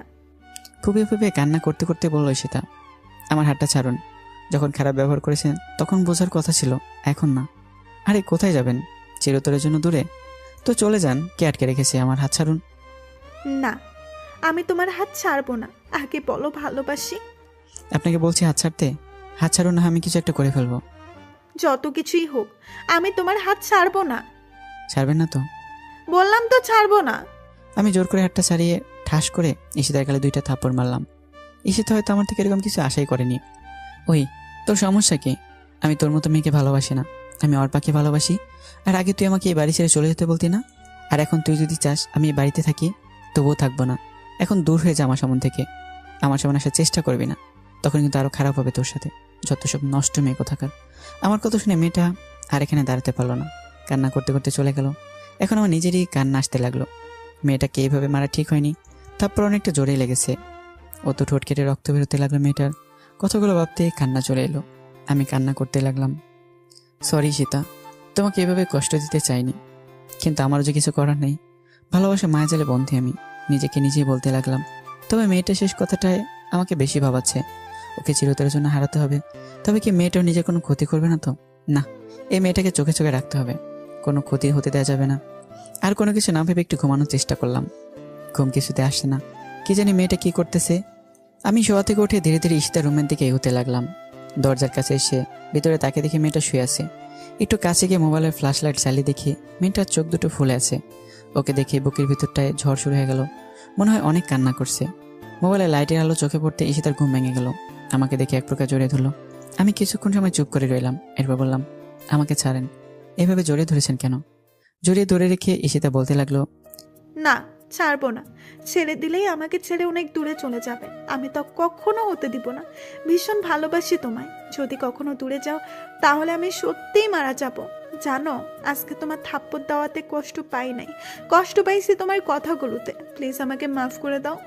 কখনো তোমাকে ভুলতে পারবো না। আর যদি দূরে যেতে চাও তাহলে আগে আমাকে শেষ করে দাও, তারপরে চলে যেও। যত কিছু ভুলে আমাকে কাছে টেনে নাও। ফুপিয়ে ফুপিয়ে কান্না করছে ঈশিতা আর কথাগুলো বলছে। আচ্ছা যাবো না, এখন ঘুমাও, শুভরাত্রি। এবার আমি ঈশিতার কাছ থেকে নিজেকে ছাড়িয়ে নিচে চলে আসলাম। আমার রুমে এসে শুয়ে পড়লাম। সকালবেলা ঘুম থেকে উঠে আমি চমকে গেলাম। ঈশিতা আমাকে জড়িয়ে ধরে শুয়ে আছে। মেয়েটার দিকে তাকে দেখি ঠোঁটের কোণে এখনো রক্তের ছাপ লেগে আছে আর গালে আছে 5 আঙ্গুলের দাগ। মেয়েটাকে আজকে ভীষণ মায়াবী লাগছে। অন্যরকম একটা মায়া কাজ করছে ওর মুখে। ওর মায়া ভরা মুখটা আমাকে ওর দিকে টানছে। তবুও নিজেকে সামলে নিয়ে ঈশিতাকে ডাকতে লাগলাম। ঈশিতা, এই ঈশিতা ওঠো, এখানে কেন আসলে? আরে ছাড়ো আমাকে, অনেক বেলা হয়েছে, তাড়াতাড়ি উঠে পড়ো। ঈশিতা উঠে দেখে আমার বুকে মাথা দিয়ে শুয়ে আছে। আমাকে দেখে ভীষণ লজ্জা পেল ঈশিতা। আর আমার মুখে তুমি ডাকটা শুনে ঈশিতা অনেকটা বিস্মিত হলো। এবার আমাকে ছেড়ে ঈশিতা দৌড়ে চলে গেল। এরপর আমি ফ্রেশ হয়ে নাস্তা করতে চলে গেলাম। নিচে ঈশিতা আর অল্প দুজনে বসে গল্প করছে। আমি গিয়ে তাদের সাথে আড্ডাতে বসে পড়লাম। অনেক মজা হয়েছে। তবে ঈশিতাকে আজকে ভীষণ খুশি দেখাচ্ছে। মেয়েরা বেশি খুশি চায় না, শুধু নিজের ভালোবাসা মানুষের কাছ থেকে একটু ভালোবাসা পেলেই তাদের জন্য যথেষ্ট। ঈশিতাও তার ব্যতিক্রম নয়। ঈশিতা কেন এত খুশি তা তো আমি জানি। এরপর সবাই মিলে নাস্তা করে নিলাম। নাস্তা শেষ করে আমি রুমে চলে আসলাম। অফিসে যাবো তাই রেডি হতে লাগলাম। হঠাৎ করে অর্পা আমার রুমে চলে এলো। কিছু বলবে নাকি অর্পা? আমি অফিসে যাব, কিছু প্রয়োজন হলে বলো। না, আমার কিছু প্রয়োজন নেই। তোমাকে একটা কথা বলতে চাই। আমি আর এখানে থাকতে পারবো না। বলো, কি বলবে? আর থাকবে না কেন? ঈশিতা কি কিছু বলেছে? তাহলে আমাকে বলো, তোমার সাথে কি খারাপ ব্যবহার করেছে? না, ঈশিতা কিছু বলে নাই। জানো, ঈশিতা খুব ভালো মেয়ে। আসলে আম্মু ফোন করেছে, আমাকে বাড়িতে যেতে বলেছে। আমার নাকি বিয়ে ঠিক করেছে। বিয়েতে আপু আম্মু সবাই রাজি আছে। আর আমার বিয়ের মধ্যে দিয়েই তারা আবার এক করতে পারবো। আর এই জন্য আমাকে যা করতে হয় করব। তবুও আব্বু আম্মুকে এক করবই। যদি এর জন্য আমাকে বিয়ে করতে হয় তাতেও আমি রাজি আছি। আমি সব সময় তাদের সুখে দেখতে চাই। আর তোমাকে এটাই বলতে এসেছি। আমি সব কিছু গুছিয়ে নিয়েছি। তুমি প্লিজ আমাকে বাস স্ট্যান্ডে দিয়ে আসো। ও, তা কবে ঠিক করলো বিয়ে? যদি তোমার বিয়ে করাতে আন্টি আঙ্কেল আবার এক হয় তাতে সমস্যা নেই, কিন্তু ছেলেটা কে, কীরকম ছেলে স্বভাব? আর এখনই যেতে হবে নাকি? ছেলেটা খুব ভালো। আর ও হচ্ছে আমার মামাতো ভাই, আমার সমবয়সী। আব্বু আম্মু সবাই রাজি। আমি সব সময় তাদের হাসি খুশি দেখতে চাই। আর বিয়েটা কবে আমাকে এখনো বলে নাই, শুধু তাড়াতাড়ি বাড়ি ফিরতে বলেছে। তাহলে ভালোই হবে। আচ্ছা তুমি যাও, আমি রেডি হয়ে আসছি। আমি ভালোভাবে রেডি হয়ে নিলাম।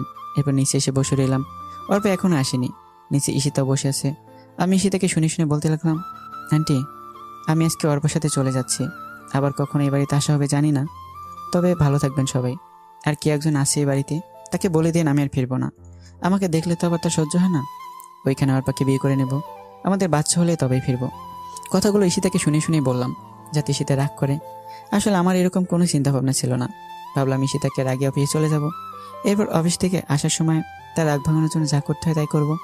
এরপর আমি আর অর্পা গাড়ি নিয়ে বেরিয়ে পড়লাম। ঈশিতা দরজায় দাঁড়িয়ে আমাদের চলে যাওয়া দেখতে লাগলো আর ফুপিয়ে ফুপিয়ে কান্না করছে। কেউ হয়তো এই কান্না শুনতে পারছে না, কিন্তু আমার কানে ঈশিতার কান্নার আওয়াজ ঠিকই বাজছে। এরপর আমি অর্পাকে নিয়ে বাস স্ট্যান্ডে চলে এলাম। ওর জন্য টিকিট কেটে দিলাম। 10 মিনিট পরে বাস যাত্রা শুরু করবে। মেয়েটা মনে হয় কান্না করছে। ঠিকই ধরেছি, কিন্তু আমাকে বসতে দিল না। আমি গিয়ে অর্পার পাশে দাঁড়ালাম। অর্পা আমার দিকে তাকিয়ে বলতে লাগলো, জানো জনি, আমি যাকে নিজের চাইতে বেশি ভালোবাসি সেটা হলে তুমি। ভীষণ ভালোবাসি তোমায়। ইংল্যান্ডে প্রথম তোমার সাথে আমার পরিচয় হয় নাই। আমি তোমাকে আগে থেকেই চিনতাম। এখন হয়তো প্রশ্ন রয়ে গেল, আমি তোমাকে কিভাবে চিনি। ফেসবুকে আমার একজন প্রিয় রাইটার ছিল, অনেক ভালোবাসতাম তার গল্পগুলোকে। কিন্তু হঠাৎ ওই আইডিটা থেকে গল্প আসা বন্ধ হয়ে যায়। অনেক দিন ফেসবুকে শুধু ওই আইডিটা খুঁজেছি। এইভাবে 1 বছর পার হয়ে গেল। এরপর তুমি আমার সাথে ইংল্যান্ডে জব নাও। এরপর আমরা ভালো বন্ধু হয়ে উঠি। তো একদিন তোমার মোবাইলে একটা ফোন এসেছিল। তুমি তখন বসের কেবিনে ছিলে। আমি ফোনটা রিসিভ করার আগেই কেটে যায়। তো আমি তোমার মোবাইলে ফেসবুক দেখতে পেলাম, ভাবলাম তোমার সাথে অ্যাড হয়নি। যখন তোমার মোবাইল থেকে ফেসবুকে ঢুকলাম তখন কিছু সময়ের জন্য নিশ্চুপ হয়ে গেলাম, কারণ এতগুলো দিন ধরে যে আইডিটা খুঁজেছি ওইটা তোমার আইডি ছিল। জানো, ভীষণ ভালোবাসতাম তোমায়, কিন্তু তুমি এখন অন্য কারো। সব কিছু তো আর চাইলেই পাওয়া যায় না। আচ্ছা, তোমার কাছে শেষ একটা জিনিস চাইবো, দিবে? কিছুক্ষণ চুপ থেকে বললাম, বলো কি চাই তোমার? আমারও সাধ্য থাকলে অবশ্যই দেব। কথাগুলো বলার সময় অর্পার চোখে জল দেখতে পেলাম। আমার জন্য না হয় নতুন করে গল্প লেখা শুরু করো। তোমার পাশে থাকতে পারবো না জানি, তবে তোমার গল্পগুলো আমার কাছে স্মৃতি হিসেবে রয়ে যাবে। প্লিজ জনি, আমার শেষ ইচ্ছেটা পূরণ করো। আবার লিখবো গল্প, শুধু আমার বন্ধুটার জন্যই নতুন করে সব কিছু শুরু। তোমাকে ভীষণ মিস করবো অর্পা। আর কান্না করছো কেন? আমি তো সবসময় তোমার পাশে আসি বন্ধু হিসেবে। নিয়তি চাইলে আবার দেখা হবে আমাদের, আর আমার সাথে যোগাযোগ রাখবা কিন্তু। জামাকে পেয়ে আমাকে আবার ভুলে যেও না।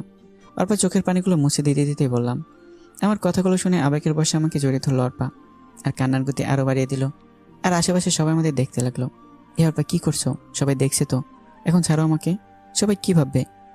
তুমি বিষয়টা স্বাভাবিকভাবে নিলেও অন্যরা কিন্তু স্বাভাবিকভাবে নেবে না। আর তোমার বাসে চলে এসছে। আমাকে ছেড়ে দিয়ে মেয়েটা কান্না করতে করতে বাসে উঠে গেল এবং সময় তার নিয়মে চলতে শুরু করলো। তার সাথে অর্পা আমার থেকে দূরে চলে যেতে লাগলো। চোখের নিমেষে অনেক দূরে চলে গেল একজন প্রিয় মানুষ। শুধু ভালোবাসার মানুষই প্রিয় না, কিছু কিছু বন্ধু থাকে তার থেকেও বেশি প্রিয়। আমি একটা দীর্ঘশ্বাস ফেলে ওইখান থেকে অফিসে চলে আসলাম। অফিসে আসতে মন বসছে না। রাকিবও ছুটিতে আছে। রাকিব থাকলে মজা করা যেত। এদিকে ঈশিতাকে তো রাগিয়ে চলে এলাম। মেয়েটা এখন কী করছে কে জানে। কোনো মতে দিনটা অফিসে কাটিয়ে দিলাম। সন্ধ্যার সময় বাড়ি ফেরার পর ঈশিতার জন্য একগুচ্ছ গোলাপ ফুল আর অনেকগুলো ডেয়ারি মিল্ক নিলাম। গোলাপ আর চকলেট ঈশিতার অনেক প্রিয়, তাই রাগ ভাঙানোর জন্য এইগুলো নিয়ে নিলাম। এরপর আমি বাসায় চলে এলাম, কিন্তু অবাক করার পুরো বিষয়, বাড়ি অন্ধকার। তাই আমি ধীরে ধীরে বাড়িতে ঢুকলাম। এরপর ঘরের বাতিগুলো চালু করলাম। কি ব্যাপার, বাড়িতে কাউকে দেখতে পাচ্ছি না। কোথায় গেল সবাই? আন্টি আঙ্কেলের রুমে গিয়েও দেখি তারা নেই। তাই আমি ঈশিতার রুমে গেলাম। রুমটা অন্ধকারে ছেয়ে আছে। এই অন্ধকার যেন আমাকে কিছু একটা ইঙ্গিত দিচ্ছে। আমি ঈশিতার রুমের বাতি দিলাম, কিন্তু ঈশিতাকেও দেখতে পাচ্ছি না। আজকে হলোটা কি? সবাই গেল কোথায়? হঠাৎ আমার চোখ গেল ঈশিতার রুমের টেবিলের উপরে রাখা একটা কাগজে কিছু একটা লেখা আছে। আমি কাগজটা হাতে নিয়ে পড়া শুরু করলাম। প্রিয় জনি, চিঠিটা যখন পাবে তখন হয়তো আমি চলে যাব অনেক দূরে। এখন আর কেউ তোমার ভালোবাসা পাওয়ার জন্য বসে থাকবে না, কেউ আর তোমাকে ডিস্টার্ব করবে না। একটা কথা কি জানো, কথাই আছে, মানুষ দাঁত থাকতে দাঁতের মর্ম বুঝে না। ঠিক তেমনই তুমি থাকতে তোমার ভালোবাসা আমি উপলব্ধি করতে পারি নাই। জানো, যখন তুমি একা বাড়ি ছেড়ে চলে গেছো তখন তেমন কষ্ট পাই নাই। চিঠিটা এক হাতে পড়ছি আর অন্য হাতে চোখের পানি মুছতেছি। কষ্ট পাইছি যখন তুমি আমাকে শুনিয়ে শুনিয়ে অর্পার সাথে চলে যাওয়ার কথা বলছো। জানো, এই দিনটাই আমার সবচেয়ে খারাপ দিন ছিল। তোমাকে অবহেলা করতে গিয়ে কখন যে ভালোবেসে ফেলেছি নিজের অজান্তে, তা ঠিক আমি নিজেই জানি না। এখন তুমি হয়তো ভাববে যে মেয়েটা তোমাকে এতটা অবহেলা আর অপমান করতো, সে আবার ভালোবাসে কিভাবে। তাহলে শোনো, তুমি যখন বিদেশে যাবে তার একদিন আগে আমি একটা খবর পাই। হয়তো ভাববে কি এমন খবর। আসলে ওই দিন যে আমি পার্টিতে ড্রিঙ্কস করে মাতাল হয়ে যাওয়াতে যে ছেলেটা আমার দুর্বলতার সুযোগ নিতে চেয়েছিল তার সাথেই আমার পথে দেখা হয়। মনে আছে তোমার? আমি ঠিক ওই 4 বছর আগের কথা বলছি। তখন আমি ছেলেটার থেকে সব সত্যি জানতে পারি, আর আমার জন্য তুমি আমার ইচ্ছেটা পূরণ করলে। আসলে আমি ঘোরের মধ্যে থাকাই কিছুই বুঝতে পারি নাই। আমি ভাবলাম তুমি আমার সাথে মিথ্যা কথা বলে আমার সব কিছু কেড়ে নিতে চেয়েছ। এরপর যখন তুমি বাড়ি ছেড়ে চলে যাও, ওই দিন তেমন কষ্ট পাই নাই, কারণ তখন তুমি কোনো মেয়ের সাথে চলে যাচ্ছ না। কিন্তু আজকে অনেক কষ্ট পাইছি। আজকে তো অর্পার সাথে চলে যাচ্ছ। এখন হয়তো ভাববে এত কথা বলার মানেটা কি। একটা মানে অবশ্যই আছে, আর তা হলো আমি তোমার থেকে চলে যাচ্ছি অনেক দূরে। আমি বিষ খেয়েছি। এই দেখো, একদম কান্না করবে না। অর্পা মেয়েটা খুব ভালো, তোমার ভালো খেয়াল রাখতে পারবে। আমাকে যদি ভালোবেসে থাকো তাহলে কখনো নিজেকে কষ্ট দিবে না। সব সময় হাসি খুশি থাকার চেষ্টা করবে, আব্বু আম্মুর খেয়াল রাখবে আর নিজের প্রতি যত্ন নিবে। ইতি তোমার ঈশিতা। চিঠিটা পড়ার পর জন্য একটা ঘোরের মধ্যে ছিলাম। সবকিছু যেন মাথার উপর দিয়ে চলে গেল। চোখ থেকে টপ টপ করে পানি ছুটতে লাগলো। চোখের পানিগুলো চিঠিতে পড়াতেই চিঠিটা ভিজে ছিঁড়ে গেল। আমি বসে পড়লাম খাটে। সবকিছু এখন কল্পনা মনে হচ্ছে। মনে হয় আমি স্বপ্ন দেখছি। কেন এমন করলে সীতা? এতগুলো দিন অপেক্ষা করলে আমার জন্য, আর শুধুমাত্র আজকের দিনটা অপেক্ষা করলে কি হতো? আসলে তুমি আমাকে কখনো ভালোবাসোনি। যদি ভালোবাসতে তাহলে আমাকে ছেড়ে যেতে না। আসলে কি জানোই সীতা, সত্যিকারের ভালোবাসাগুলো খুবই অসহায়। শুরু হয় যদিও সুখের মাঝে, কিন্তু শেষটা হয় দুঃখের। ভালোবাসি তোমায় সীতা, খুবই ভালোবাসি। এইভাবে একা করে না গেলেও পারতে। কথাগুলো বলছে এমন সময় মাথাটা ঘুরে উঠলো। চোখগুলো ঝাপসা হয়ে আসছে। মনে হয় আর কিছুক্ষণ পরে চিরতরে চোখ দুটো বন্ধ হয়ে যাবে। এরপর কি হলো ঠিক মনে নেই। এরপর নিজেকে আবিষ্কার করলাম হাসপাতালে। চোখগুলো ঠিকমতো খুলতে পারছি না। ধীরে ধীরে চোখ খুললাম, কিন্তু কাউকে দেখতে পারছি না। এরপর একজন ডাক্তার আসলেন। অভিনন্দন। আমি বড়কুসকে ডাক্তারের দিকে তাকালাম। ও, আপনি তো জানেন না। অভিনন্দন এই কারণেই দিলাম, আজকে 47 দিন পর কোমা থেকে ফিরে আসলেন। আপনাকে 50 দিনের সময় দেওয়া হয়েছে। যদি 50 দিন পর কোমা থেকে না ফিরতেন তাহলে কখনো ফিরা হওয়ার হয়তো হতো না। আপনার ভাগ্য ভালো ছিল আর আল্লাহ তাআলা সহায় ছিলেন। সবই বুঝলাম, কিন্তু আমার বাড়ির সবাই কোথায়? হঠাৎ করে মাথাটা চক্কর দিয়ে উঠলো। পরক্ষণে আগে সব কথা মনে পড়লো। আচ্ছা ডাক্তার, কেউ আসেনি আমার খবর নিতে? ছিল তো। আপনার সমবয়সী একটা মেয়ে ছিল, প্রতিদিন আসতো আপনাকে দেখতে। ঘন্টার পর ঘন্টা দাঁড়িয়ে থাকতো আপনার বেডের পাশে আর কান্না করতো। আজকে কি সেই মেয়েটা এসেছে? না, এখনো আসে নাই, তবে প্রতিদিন এই সময়ে আসতো। আজকে কেন দেরি করছে বুঝতে পারছি না। আচ্ছা, এখন আমাকে যেতে হবে। আর হ্যাঁ, আপনার চলাফেরা একদম বারণ। একদম চলাফেরা করার চেষ্টা করবেন না, কারণ আপনি এখনো ঠিক মতন সুস্থ হয়ে ওঠেন নাই। Take care. ধন্যবাদ ডাক্তার। এরপর আমি বেডে শুয়ে রইলাম আর ভাবতে লাগলাম কি থেকে কি হয়ে গেল। কিভাবে নিয়তি আমার সাথে এইভাবে মন নিল। নিভে গেছে সব আলো, সব ভালোবাসা। কতগুলো ভাবতে গিয়ে চোখের কোণে পানি জমে গেল। এরপর হঠাৎকার উপস্থিতি টের পেলাম। সামনের দিকে তাকাতে হা হয়ে রইলাম। আমার পৃথিবীতে আবার আলো জ্বলতে শুরু করলো। আমি শুধু চেয়ে আছি। কি হলো মিস্টার? হাঁ করে তাকিয়ে আছেন কেন? ভূত দেখলেন নাকি? তু তু তুমি? আমি আমার কিছু না বলেই বেড থেকে উঠে যাওয়ার জন্য হাতে যে স্যালাইনের পাইপ ছিল সেটা টান দিয়ে খুলে ফেললাম এবং ওটি সীতাকে জড়িয়ে ধরতে গেলাম, কিন্তু আমি সক্ষম হলাম না। ঠিকমতো না হাঁটতে পারায় পড়ে যেতে লাগলাম। ঠিক তখনই ঈশিতা আমাকে ধরে ফেলে। এরপর আমাকে নিয়ে বেডে বসিয়ে দেয় আর ঈশিতা আমার পাশে বসে। আমি সাথে সাথে ঈশিতাকে জড়িয়ে ধরে কান্না করে দিলাম। আর কি হচ্ছে কিছুই বুঝতে পারছি না। ঈশিতা আমাকে জড়িয়ে ধরলো। এই পাগল, কান্না করছো কেন? আমি তো এখানেই আছি। এই দেখো, তোমার ঈশিতার কিছুই হয় নাই। তোমার ঈশিতা তোমারই আছে। আমি এক প্রকার কান্না করতে লাগলাম। আরে কান্না করছো কেন? ভালোবাসি তোমাকে, কখনো কি ছেড়ে যেতে পারি? তাহলে এরকম করলে কেন? আর চিঠিটার মানে কি? প্লিজ আমাকে সবকিছু খুলে বলো। এখনো জড়িয়ে ধরেই আছি। আসলে চিঠিটা মিথ্যা ছিল। তোমার অবহেলা নিতে না পেরে আম্মুর সাথে পরিকল্পনা করে এই মিথ্যা নাটকটা সাজিয়েছি। আসলে এত কিছু হবে জানা ছিল না। এরকম না করলেও পারতে। যাও, ভালোবাসি না তোমাকে।